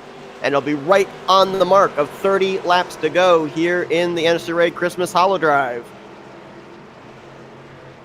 Can they, number one, make it the rest of the way on fuel? And can they make it the rest of the way without another caution coming out? Theron, I believe, is the control car.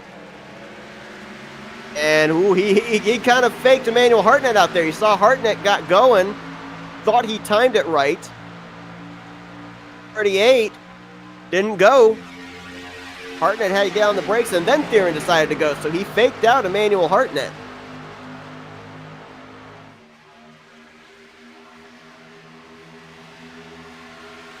Going to fake out Kenny, though. Kenny's going to go to the top side, and Hartnett says, hey, you may have fooled me, but I'm going to help someone get past you for the race lead.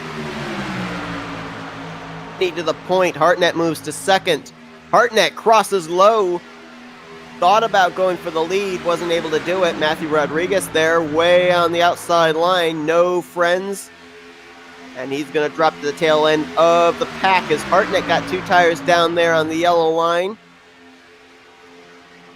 Not, but Theron's going to take advantage, jumping up to the top side. Is his fellow Camaro Hart going to go up there with him? No, it's going to be Rodriguez instead. But Kenny's out in front. We saw before when Theron, in the closing stages of the first stage, was able to hold everybody off behind him. At this point, it looks like he's the only one that's really been able to do that. He's been the only one that's been able to manipulate the lines, manipulate the draft. And even when they kick him out of the race lead, he always seems to find a way back to the front. Now he's trying to help Emmanuel Hartnett on that top side. On the bottom, you've got Kenny. He's got the drafting assistance from Matthew Rodriguez. With 30 laps to go, do they have enough in the tank to be able to make it to the checkers?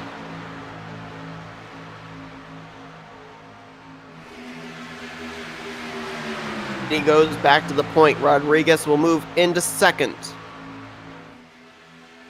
In third place is going to be Herman Hart. He crosses up to the top side as Emmanuel Hartnett tried to cross him over. The 213, but there's nobody up there to help him. All the Camrys are going to work together on the bottom. No love for the Camaro.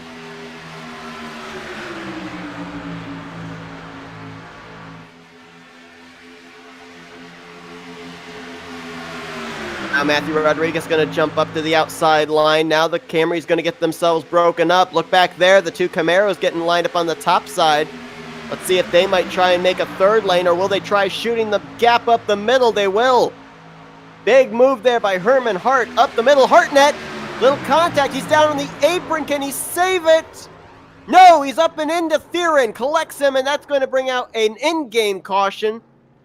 It says the 5th, but it's actually our 8th caution of the day. It was hard to tell if Hartnett had any contact with somebody in front of him, or if he just got his left front down on the yellow line and that snapped his car around, but then he tried to overcorrect it, it looks like.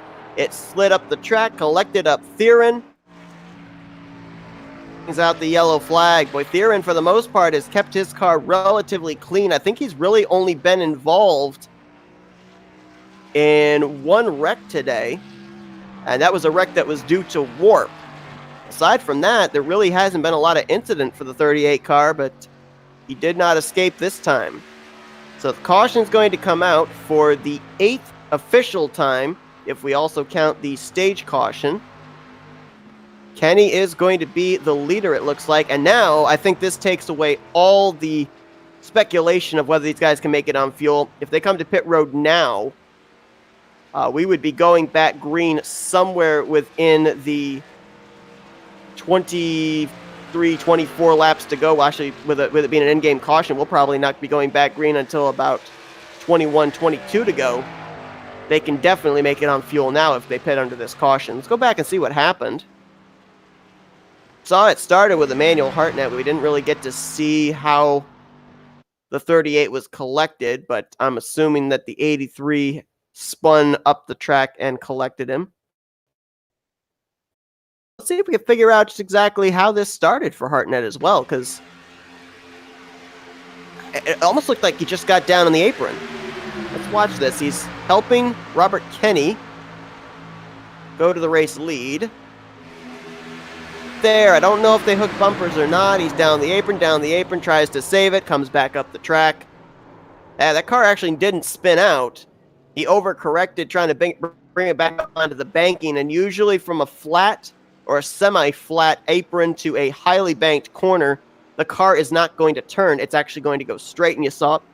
That was exactly what happened, and unfortunately for Theron, he was just in the wrong place at the wrong time. He was committed to the line he was in, and there was just nothing he could do. He was an innocent bystander. And of course, it could be down to the hitbox again as well, because, you know, there's that little bit of space in between the race cars. It just right, and it causes the car to get out of shape, but you almost wonder if maybe there might have been a little bit of a hitbox thing between the back of the 34 and the front of the 83 that caused him to go down and get the apron. Looks like Hartnett is going to come off of pit road in the 2nd position behind Robert Kenny. Matthew Rodriguez comes out 3rd. 4th is going to be Hart, and 5th will be Theron. Theron, for the most part, here in the 2nd stage, has been up near the front. He's had the lead jostled away from him a couple of times, but then he's always found a way back up to the race lead. Now he's going to have to do it from 5th position, which, you know, that doesn't sound like it's a difficult task, but when you consider the fact there have been, you know, different alliances that have gone on in this race, and you really have to shove somebody up there to be able to have a shot, we're going to have to wait and see what he's going to be able to do. As I think he actually got trapped a lap down. He just went around to get his lap back. And we actually are now going to have a 6-car race. is actually returned back. He was out on a call. He is back. He will get back into the server, and he will be considered on the lead lap. It will be considered a lead lap car. The scoring has him listed a total of 69 laps down, but we are going to be considering as if he was on the lead lap battling for this victory. So it will be a 6-car race. That's another Camry added to the brigade. So now the Camaros find themselves outnumbered 4-2. It seems like when those Camaros get hooked up, they've been the manufacturer that's been able to produce the most speed in a 2-car tandem. Oh, we're going to take just a brief break of radio silence. You guys won't miss a thing. You'll be able to watch the 34 of Kenny doing some interesting antics behind the pace car, as we still have another lap of caution to go. So we will be right back in a moment and be bringing you to green.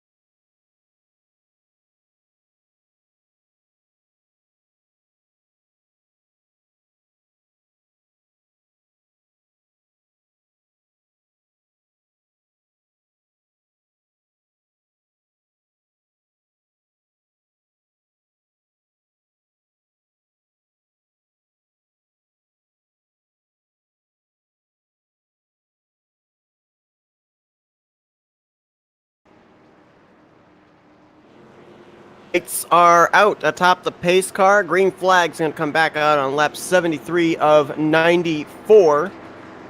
According to my calculations, that should put us within a total of 22 laps remaining in this race. On point, Hartnett in second. Third place is going to be Hart, Rodriguez in fourth, Thieren in fifth, and as mentioned before, we went on to that little bit of a break. Tom Bourne is back in the field. There you see the 21 car. He is currently scored 69 laps down to the leader. However, he is going to be considered as a lead lap car. Tom Bourne, who we haven't talked about all race long, could be an X-Factor driver into this. He could be the deciding factor into pushing someone to the win, or he may take the whole thing for himself. We're going to have to wait and see about that. Kenny's going to choose the inside line. He'll have a Camaro behind him. Hartnett is going to have a fellow Camry in Rodriguez. behind him on the outside of the second row. Again, Kenny's going to have the advantage of choosing when they go back green, but we've just seen all night long that these drivers, when they do that, when they determine the restart, they don't time it well enough. They get out too far ahead, and then they're sitting ducks for the drivers second, third, fourth, who get lined up and get big runs on them, especially out of turn 2 going on to the back straightaway. We'll see what Kenny does here. Does he drag the brake a little bit? Nope, he steps on the gas. He's going to get away. Hartnett might actually be able to slot into second in front of Hart. 3 to get a big run here through turns 1 and 2. Maybe slingshot to the outside line. We'll see. Well, he slingshotted out there a little too early. Still gets a big run, though, out of turn 2. Or is he going to take the momentum, and will the 213 go with him? No! Hart's going to stay on the bottom. Hartnett's got no friends on the outside line. Tom Bourne there on that inside, and the number 21. Now he shoots up to the outside, 3 wide into turn 3 as Rodriguez goes on the bottom. They put Hartnett in the sucker hole. And trying to get to the inside of Hartnett there. 6-car battle at the front. Kenny now with the lead. Rodriguez shuffles Hart out of line. He'll go to second. Hartnett thought about tucking into third. Now he's going to go up the middle there, putting Hart way up topside. Thieren was already to his inside. He couldn't go down there behind Rodriguez. Rodriguez going to look all over the back bumper of Kenny.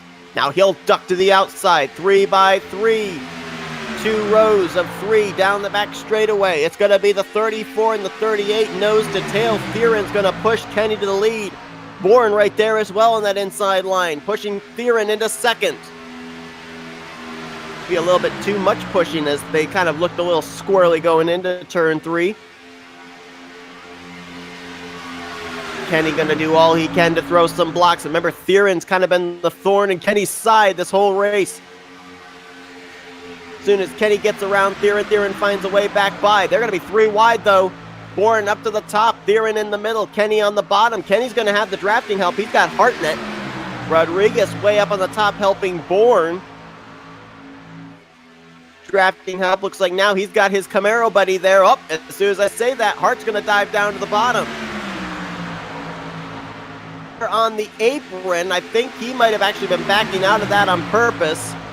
As now it looks like Bourne might be able to swing around the outside for the lead. He got a huge shove from Rodriguez, and he will go to the point.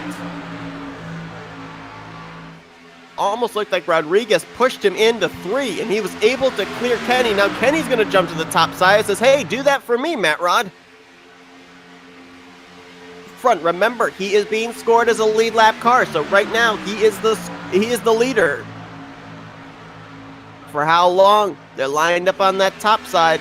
Kenny, Rodriguez, Thieren. 3 of them against 2 on the bottom, and they're going to have some pretty good straightaway speed on the backstretch if they can stay lined up, which it looks like they're going to be. 21 cleared by the time they get down here into 3. Matt Rod's been a pretty good pusher here. He pushed Bourne to the lead, now he pushes Kenny to the lead. As a matter of fact, he's going to get the both of them cleared for first and second.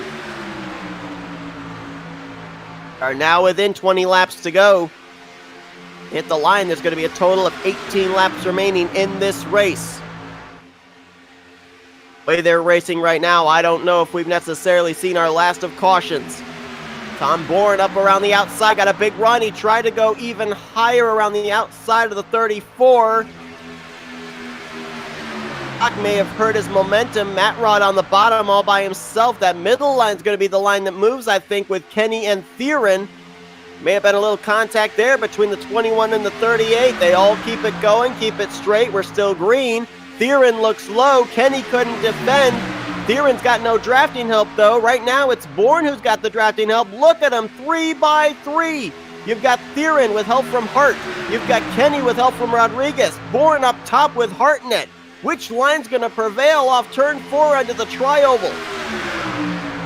Right now, it's the middle line, but look at that top side. That top side is getting some good momentum. Rodriguez, what's he thinking about 4 wide? Who knows? at the line. That lap looked like it might have been led by Kenny, but not by much. Whoa, Hartnett's around. He got loose. Collects up Matthew Rodriguez. No caution. Will they throw one manually is the question. Rodriguez in the grass. Hartnett also in the grass trying to get the car refired. Port to pit road.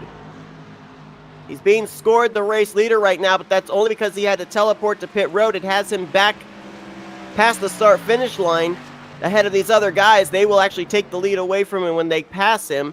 And I believe we have had a manual caution thrown. We have.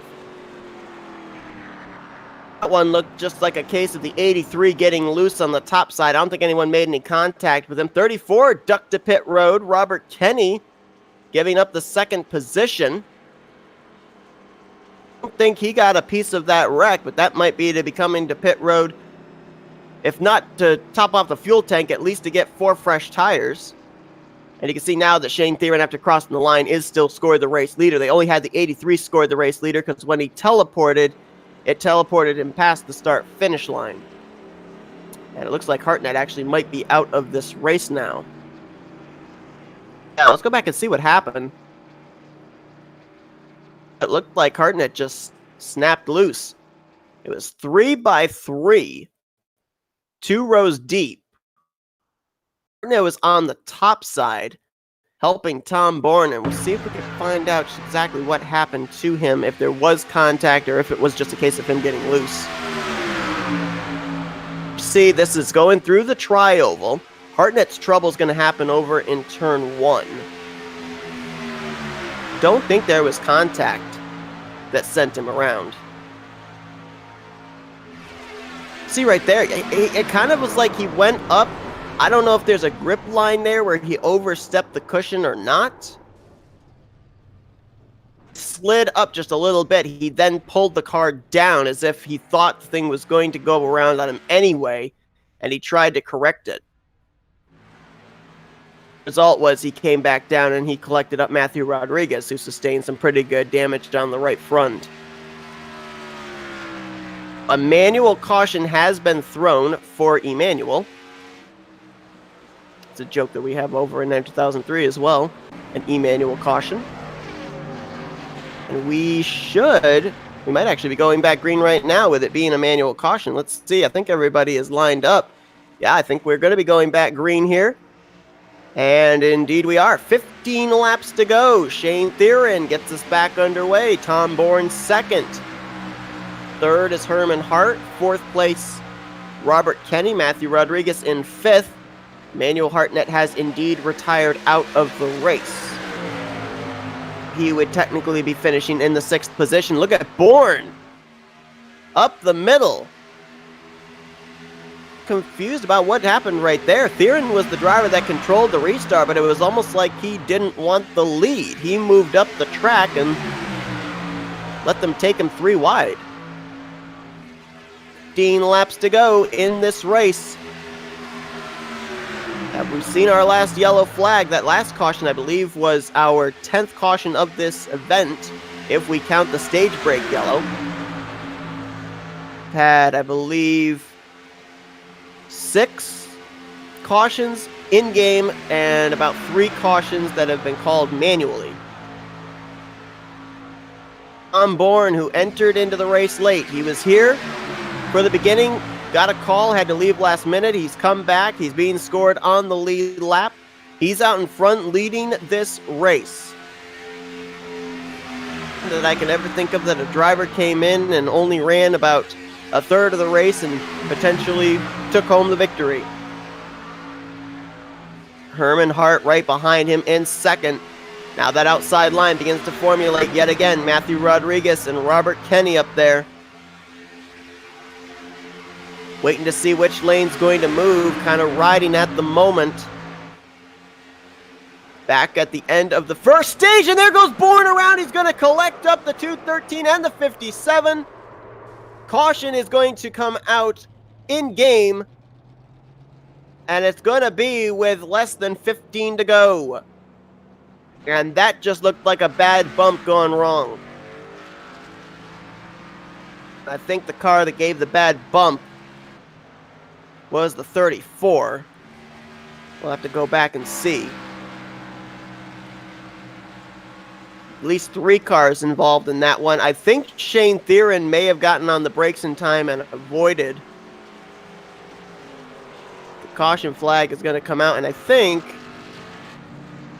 this is going to, well, I thought maybe the 21 would take the opportunity to go around and get some of his laps back, but I think he's got to come to pit road for some damage repair. I've actually gotten a piece of that. He's got some, looks like rear end damage. So he might have been collected up in this. Shane Theron may have been the only one who got through unscathed. I think we can see. Bourne was the leader at the moment, I think. And he was leading that outside line. And I think it was a bump in the tri-oval, which isn't necessarily one of the better places to actually try and bump somebody. That the tri-oval on the front straightaway works, it's almost like going through a turn. And it's so difficult when you're turning to the left to get the bumpers lined up. There you can see on the top side a big run. Oh, that was Matthew Rodriguez. Actually, Rodriguez had a lot of momentum there on the top side with help from the 34 of Kenny. And Tom Bourne moved up to block. And there's just no way you can get on the brakes when someone comes up there to block you. Let's actually go back again. We're going to actually show what the driver sees. We're going to see the closing rate. We're going to go on board with Matthew Rodriguez and just show how there is no reaction time. Lift when somebody moves up in front of you like that and kind of chops you off.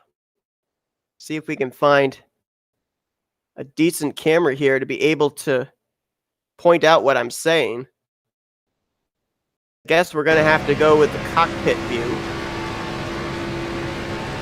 I buff cam, but it doesn't look like we do. So we're going to show here going into turn 3. So we're on board with Matthew Rodriguez. Here he is making his move to the outside. He's going to get to around the right rear quarter panel of Herman Hart right here. Now he's got Kenny pushing him. Now watch here when the 21 moves up. Look at all the speed that Matthew Rodriguez has. Where can he take that speed? The 21 moves up. With moving up, he takes away the draft he had from the 213. He's definitely much slower now, being a single car out there, and there's just nowhere for Matthew Rodriguez to go.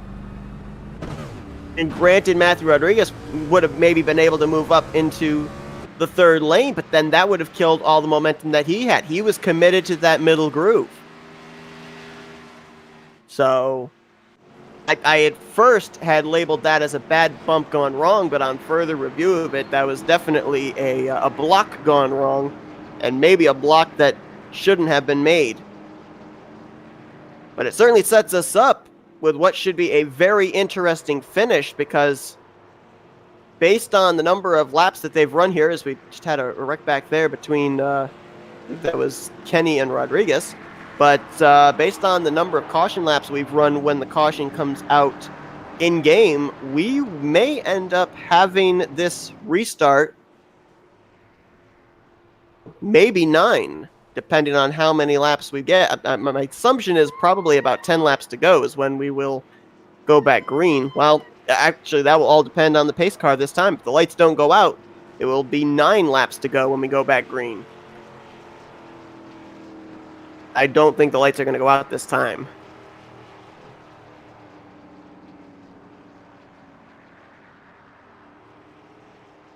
Looks like they're still on. We will be going back green potentially with 9 laps remaining. Saw right there from Tom Bourne, you're going to see even more aggressive blocks as we get down here into the closing stages. Now, this is going to be interesting, too, because I believe we had somewhere around, 7, 8, 9 laps left in stage 1. Shane Theron was the leader at that time, and nobody was able to pass him for the lead. He went on to win the stage. Will we see a little case of deja vu here Theron starting out in front. He's going to have a car that's worked with him all race long.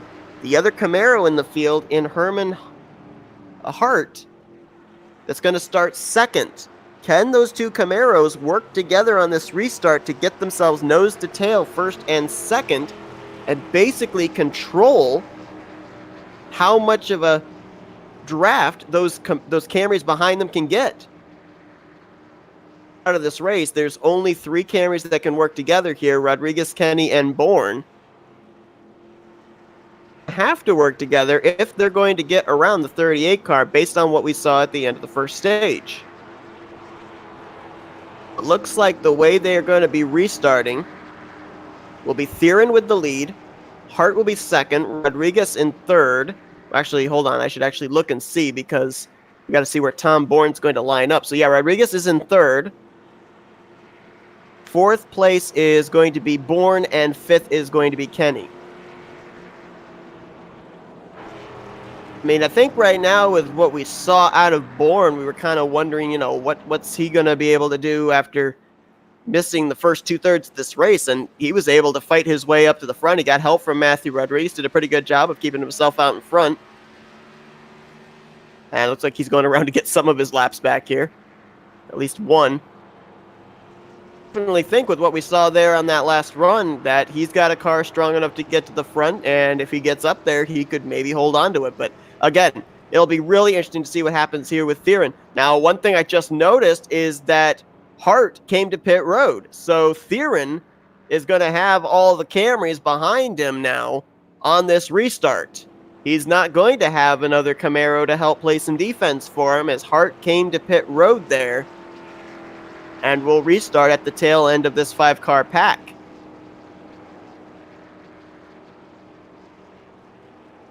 Check to see if the lights are out on the pace car either on that last camera shot, and no, they're still on.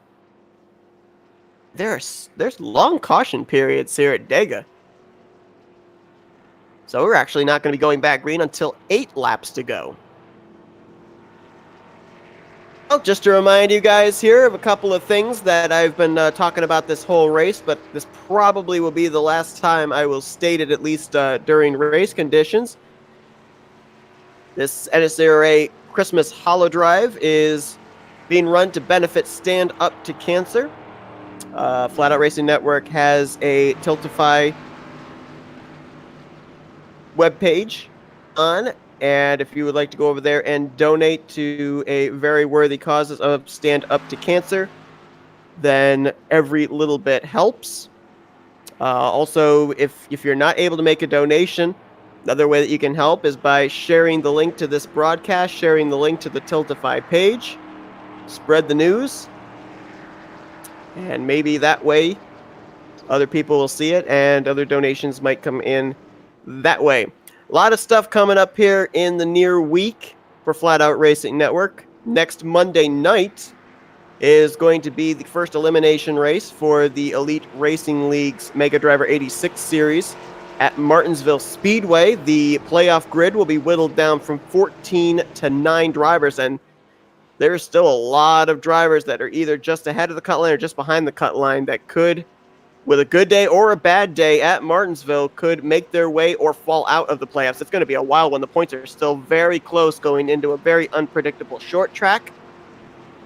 And then on Wednesday, it's going to be a maiden voyage for Flatout Racing Network as the first NASCAR Racing 2003 season online event will be broadcast, the Winter Classic from Christmas Miracle Speedway. Thursday night, you've got the Sim Racers for Mental Health Modified Series. And there's, I believe, another event that's going to be coming up in the near future as well. I'm trying to remember what it is. There's a number of different events that are coming up here in the next week and a half or so, heading into the Christmas season.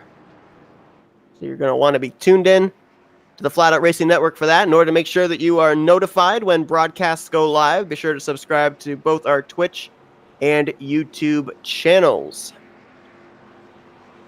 Lights are out. 8 laps to go is what it will look like when we go back green. We had some drivers come to pit road there in those final couple of laps. That moved the 213 of Hart back up to second place. Looks like all the Camrys came to pit road at the 1 to green signal. Or maybe with 2 to go. So they're back in 3rd, 4th, and 5th again. So we'll see if the Camaros can work together to hold off the Camrys, or do the Camrys have something? Hart. Have we seen our last caution of the day? 8 laps remaining. Still plenty of time for someone to make a mistake and cause another yellow. Or will we somehow be able to finish out these final 8 laps under green flag conditions? We finished out stage 1 7 laps under green flag. We'll see if we can do it here in the closing stages now with a checkered flag on the line. Theron looks like he's going to take the outside line. They'll put Hart on the bottom. Rodriguez in 3rd. 4th, I believe, is going to be Tom Bourne. And 5th is going to be Robert Kenny. 8 laps to go in the NNSCRA Christmas HoliDrive at Talladega Superspeedway. The restart is in the hands of the 38 of Shane Theron. He's back through the gears. Bourne was with him. The 213 did not get going, and now it's going to be a Camry on the back bumper of the 38 through 1 and 2. So got Rodriguez and Kenny trying to work together as Bourne right up to the bumper, pushing Theron through the corner. Not so sure. Theron might not have been trying to drag the brake a little bit. Here comes the outside line. Hart, Rodriguez, and Kenny lined up top. And it's going to be Herman Hart going to the race lead potentially. Will he duck down to clear the 38? Nope, stays up top. Ooh, little contact. Might have bumper grabbed with Rodriguez. That's going to kill the outside line. Here comes Theron with help from Bourne. They're going to charge back to the front of the bottom. Rodriguez now changes alliances. He goes to the inside line as well. Outside line had a lot of momentum, but the 213 just could not keep it straight. Look at Bourne up to the top side, trying to get the side draft off the right rear quarter panel. He's got Rodriguez to help him. Now Hart back down to the inside, trying to help the 38. Boy, that car just does not look steady in whichever line he's in, inside or outside. He kind of transitions into 2 different lanes through the corners. He's got a handful with that Camaro, and that could be a difference maker in whether he can help keep Theron out in front or not. Bourne, Rodriguez continuing to charge on the top side. They've now got Kenny to offer the drafting help. It's the Camrys up top, the Camaros down low, and right now it's the Camaros that are prevailing on the bottom. You see again, the Camrys, they were lined up, they broke up, and now they are completely broken up as Rodriguez goes to the inside line for 3rd on Kenny. Continuing to push the 38. You saw him take a little peek there. Just past the start-finish line, the inside. Whoa! That was close.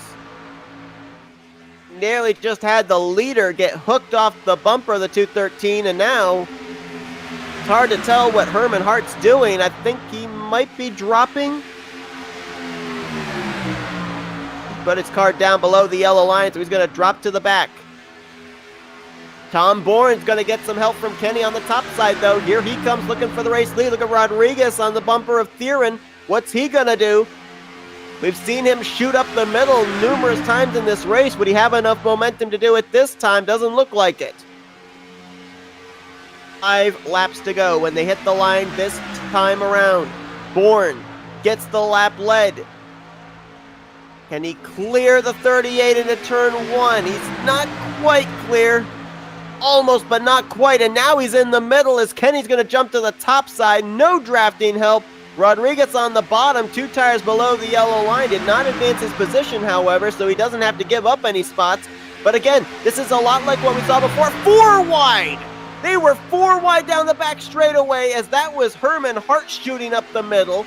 But this, again, was a lot like what we saw at the end of the stage where everyone was jostling for positions behind Theron. Theron just kept his car glued to the bottom and let everybody else kind of hang themselves, proverbially. It's looking like the same thing here. Everybody's making moves, but nobody's willing to help the driver making said move. And so Theron just keeps his car glued to the bottom. But wait a minute. Rodriguez sticks his nose in there. The door was open, but somehow able to clear was Theron. He'll keep the spot. Look at Kenny trying to get the outside line going. He's going to have some drafting help. Here comes Hart on the outside to offer a little bit of assistance. Rodriguez trying to look to go 3 wide. He tries to go to the middle. He tried to go to the inside. Not able to make a move yet on Theron. And then you got Tom Bourne back there in 5th, just waiting to see what happens. 4 laps to go. Rodriguez got a little loose through that corner. Slides up again. Almost made contact with Kenny. That time he does. Sends the 34 up the track. Kenny keeps it straight. Somehow they're still going. Theron trying to look out his windshield and not trying to look out his rearview mirror because he'd probably be scared to death if he did. Here at Talladega, Rodriguez now jumps to the top side. No help. Look at Bourne trying to shoot up the middle. Couldn't do it. Wasn't clear. Now tries to go to the inside. Now shoots to the outside again. He might make a move here out of 2. Those Camrys are lined up on the top side. Here we go.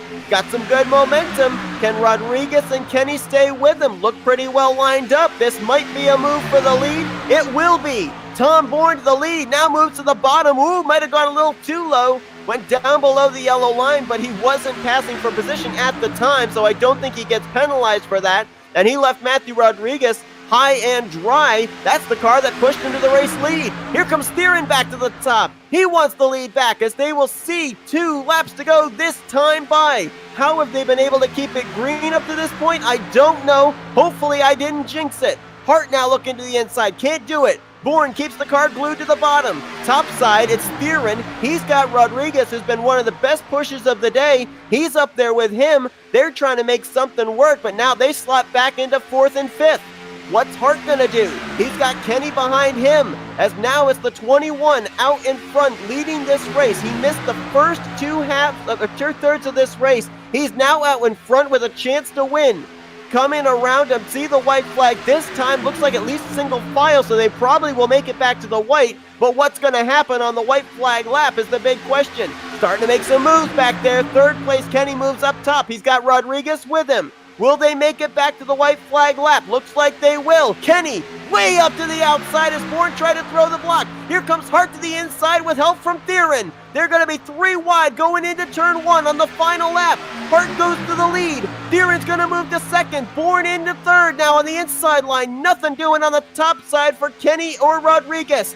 Will there be any move by Theron? Hart's gonna gotta keep that car glued to the bottom and hope the outside gets no run. Here comes Theron up top. Bourne makes a move. He gets spun off the nose of Kenny. It's gonna be Theron and Hart side by side. Rodriguez, he's right there as well. Will he make a move? He sticks it low. Can't make a move yet. Will he stick to the high side? Will Theron go with him? Down towards the tri-oval. Herman, Hart, Matthew Rodriguez.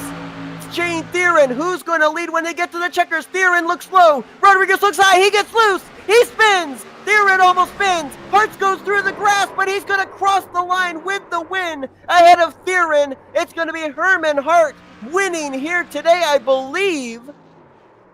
Although now they're scoring Theron as the race leader. Did Theron get it at the line? It's hard to tell. I thought that the 213 spun across the start-finish line as the race winner, but maybe I was wrong. Gotta go back and look. I thought the 213 through the grass still got Theron at the line, but they are scoring Shane Theron as the race winner.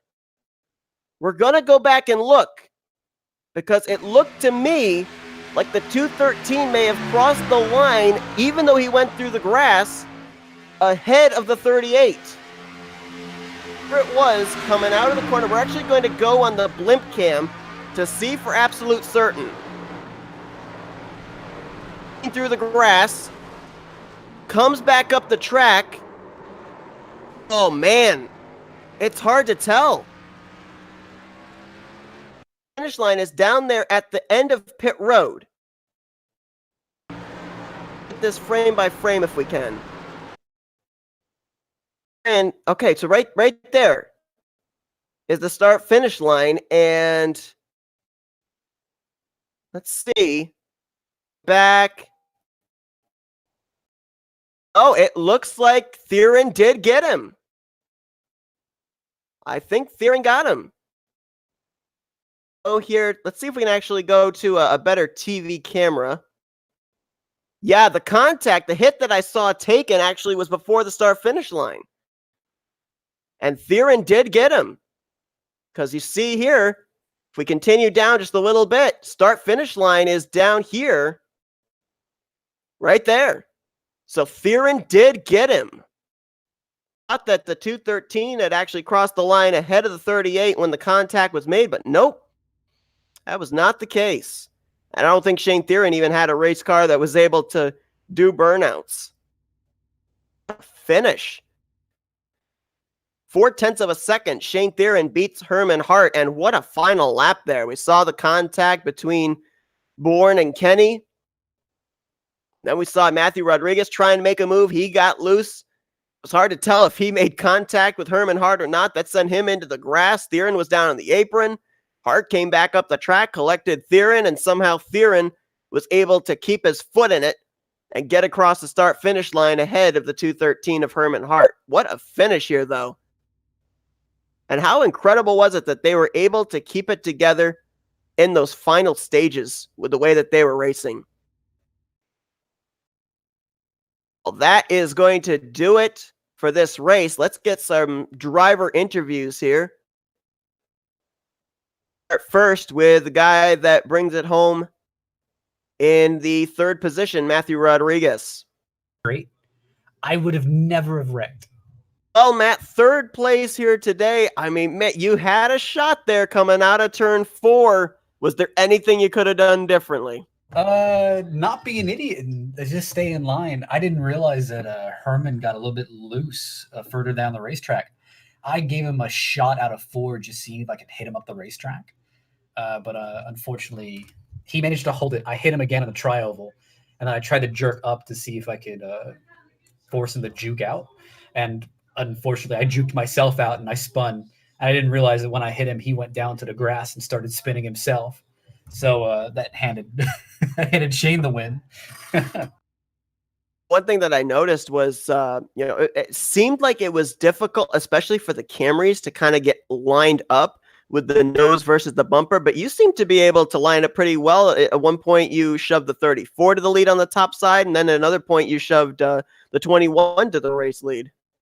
Yeah, I have no idea. I know the Chevys were having issues with pushing, obviously, due to that pointed nose.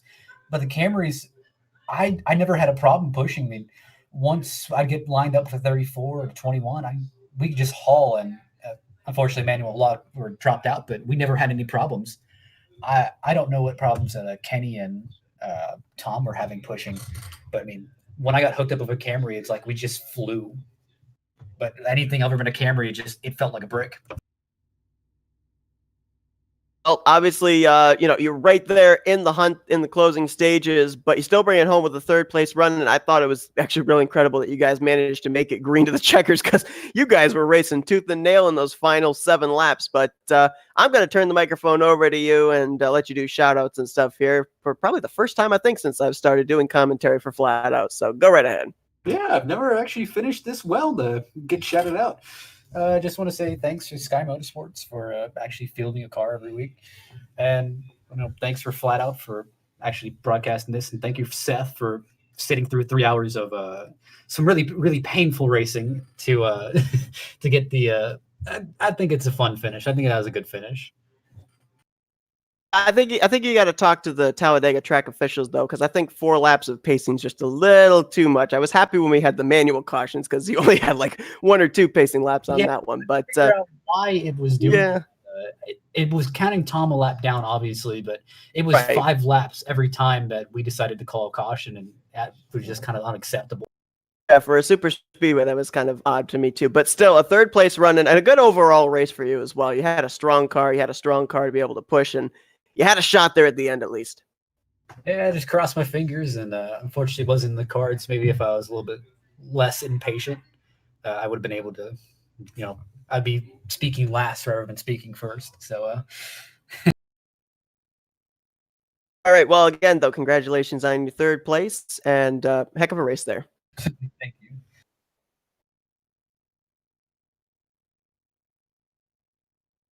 All right, so we unfortunately we don't have Herman Hart. He was actually part of the open lobby and everything. So we're actually going to bring in another driver that participated.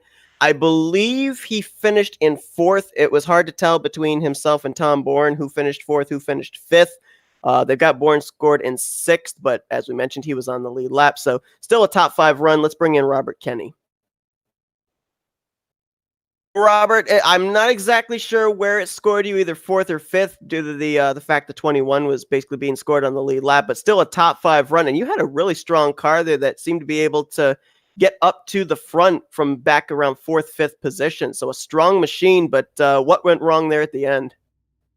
Oh, it was just it was basically the setup when the 38 came up to block the run from the 21. It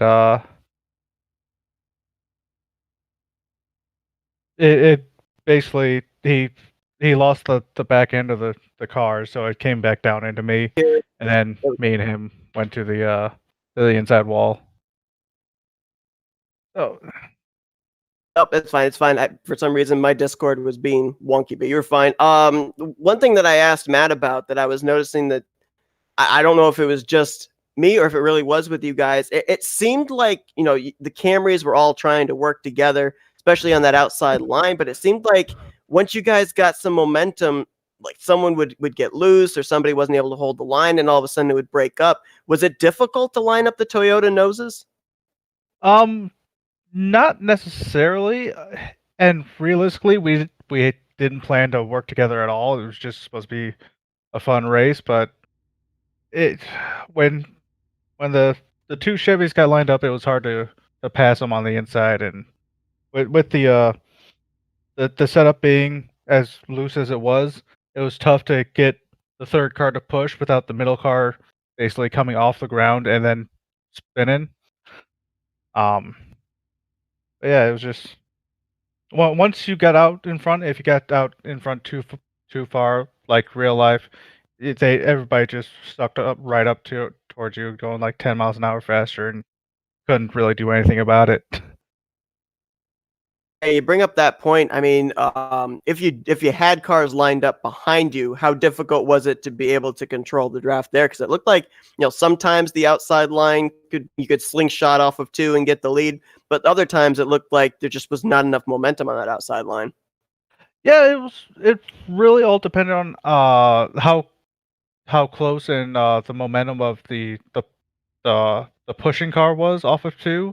Like if they were just far enough off, you couldn't really get that big run off two. But if they were like right on your bumper and going closer towards you, that's when you can get the massive run and try to get the front car to clear. But it was just tough racing all night. Obviously, I know that you would have loved to have been up there on the tri-oval on the final lap with a shot of winning, got involved in that wreck on the back straightaway, but still a solid performance. You were strong all night long and were up front for quite a good portion of the race as well. So good run for you nonetheless. If you look at the race overall, we're going to turn the microphone over to you and allow you to be able to do some shout outs here. All right. Just want to thank you guys for putting on the race. Well, not the race, the broadcast. I mean, and then just shout out to my sponsors, Sim Speed Shop, Peak Antifreeze, and even though they're not on the cards, Astro Gaming. They're great headsets if you ever want a good headset. All right, so that's Robert Kenny. He brings it home with a top 5 run here tonight at Talladega. All right. All right, we're going to bring in our race winner. And I know if he watches this back, he's going to kill me, but it's the truth. Before this race got started, he wasn't even thinking about starting this race. And lo and behold, he finishes in victory lane. Let's get Shane Theron. Well, Shane, I mean, you were able to, first off, kind of win the mini race. You were able to hold him off for the stage win. And then you find yourself in a somewhat similar situation in the closing stages there on the final lap between yourself, the 57, and the 213. Was there any strategy there, or were you just kind of letting the cards fall where they may? I had a strategy coming to the white when I told the Khan to not pass me. He's like, hey, just be patient and we'll get to the front. Instead, he went to the inside. So I was like, all right, well, I'm on my own.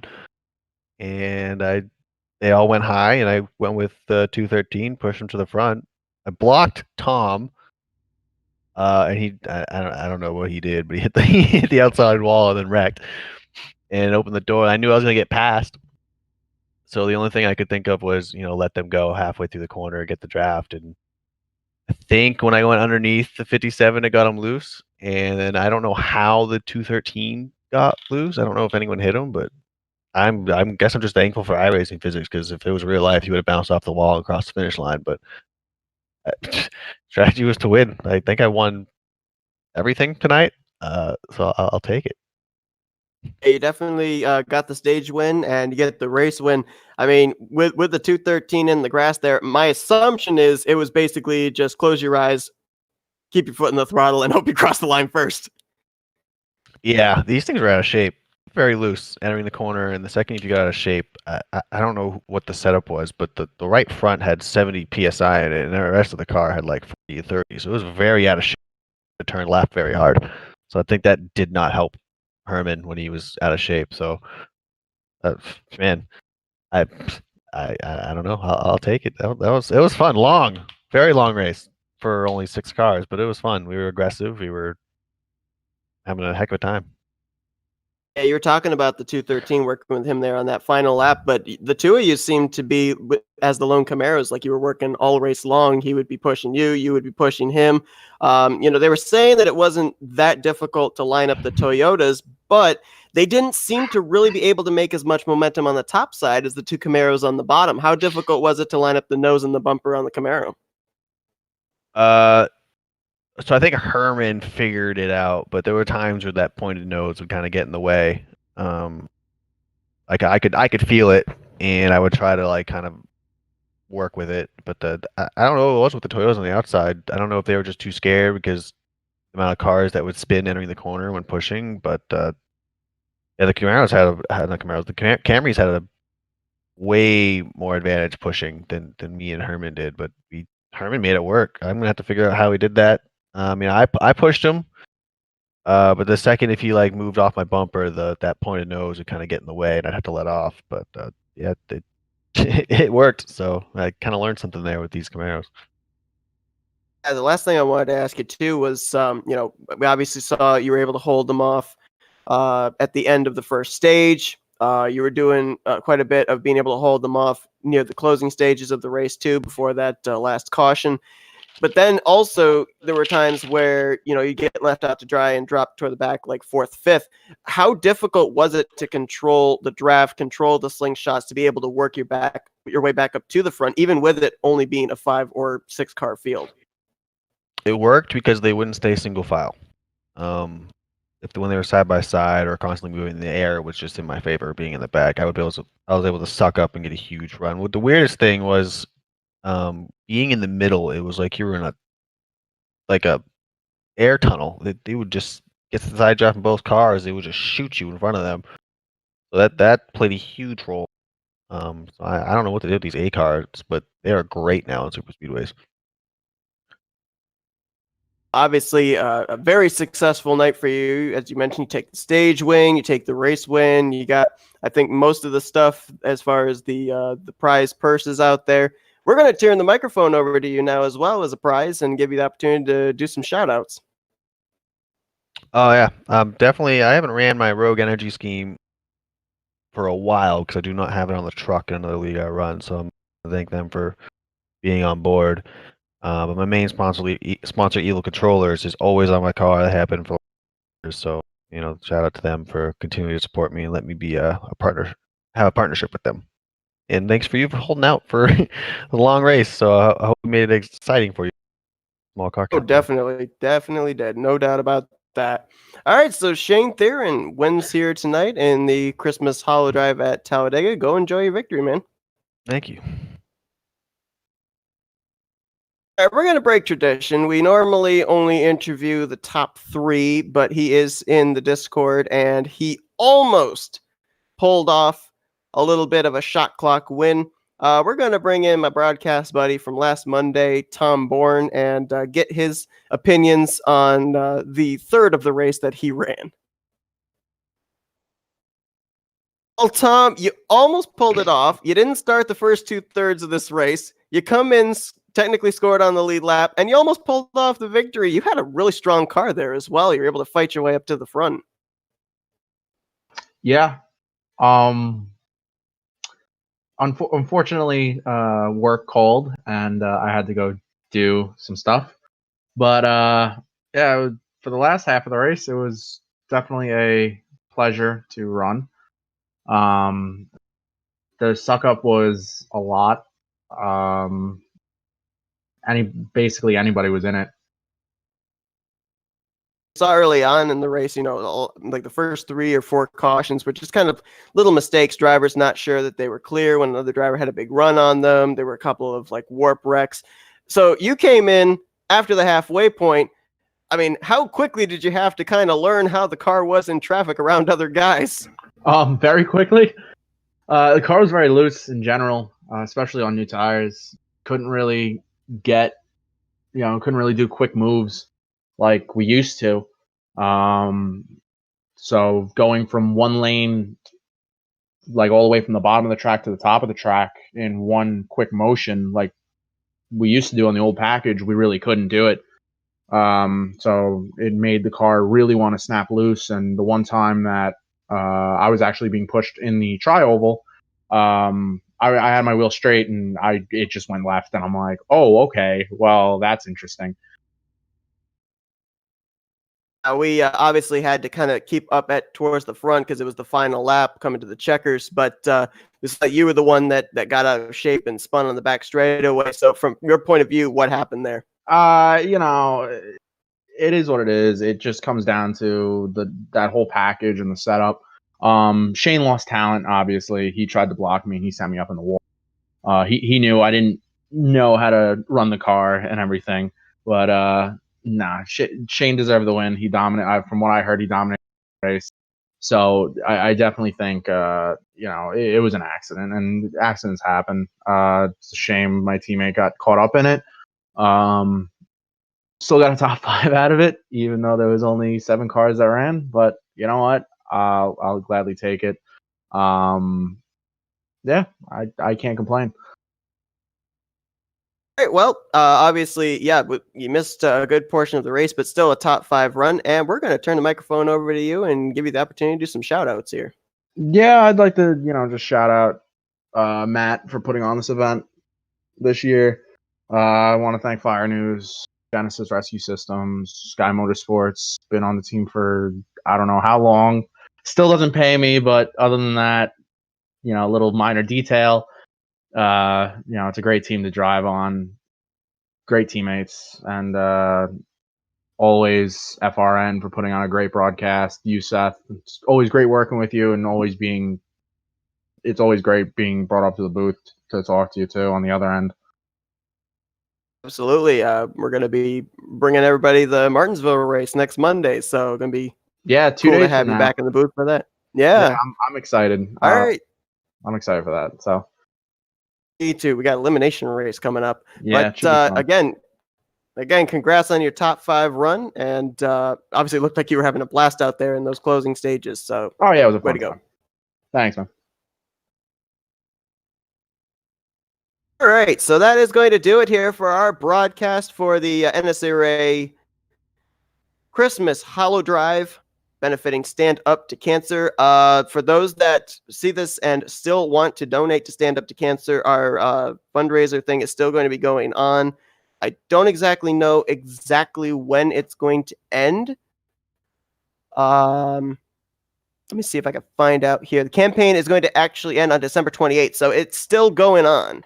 It's still going to be going on for another 2 weeks. So if you want to help the cause, any little bit helps. All of the proceeds go to Stand Up to Cancer. You can head on over and do that on the tiltify.com page for the NNSCRA and Flatout Racing Network for this broadcast. I believe a lot of the other events that we're going to be broadcasting will be broadcasted over there as well. So we will be continuing to do this fundraiser until the 28th of December. And again, feel free to post out on your social media and everything, the Tiltify page, and maybe other people that see your post will go over and donate as well.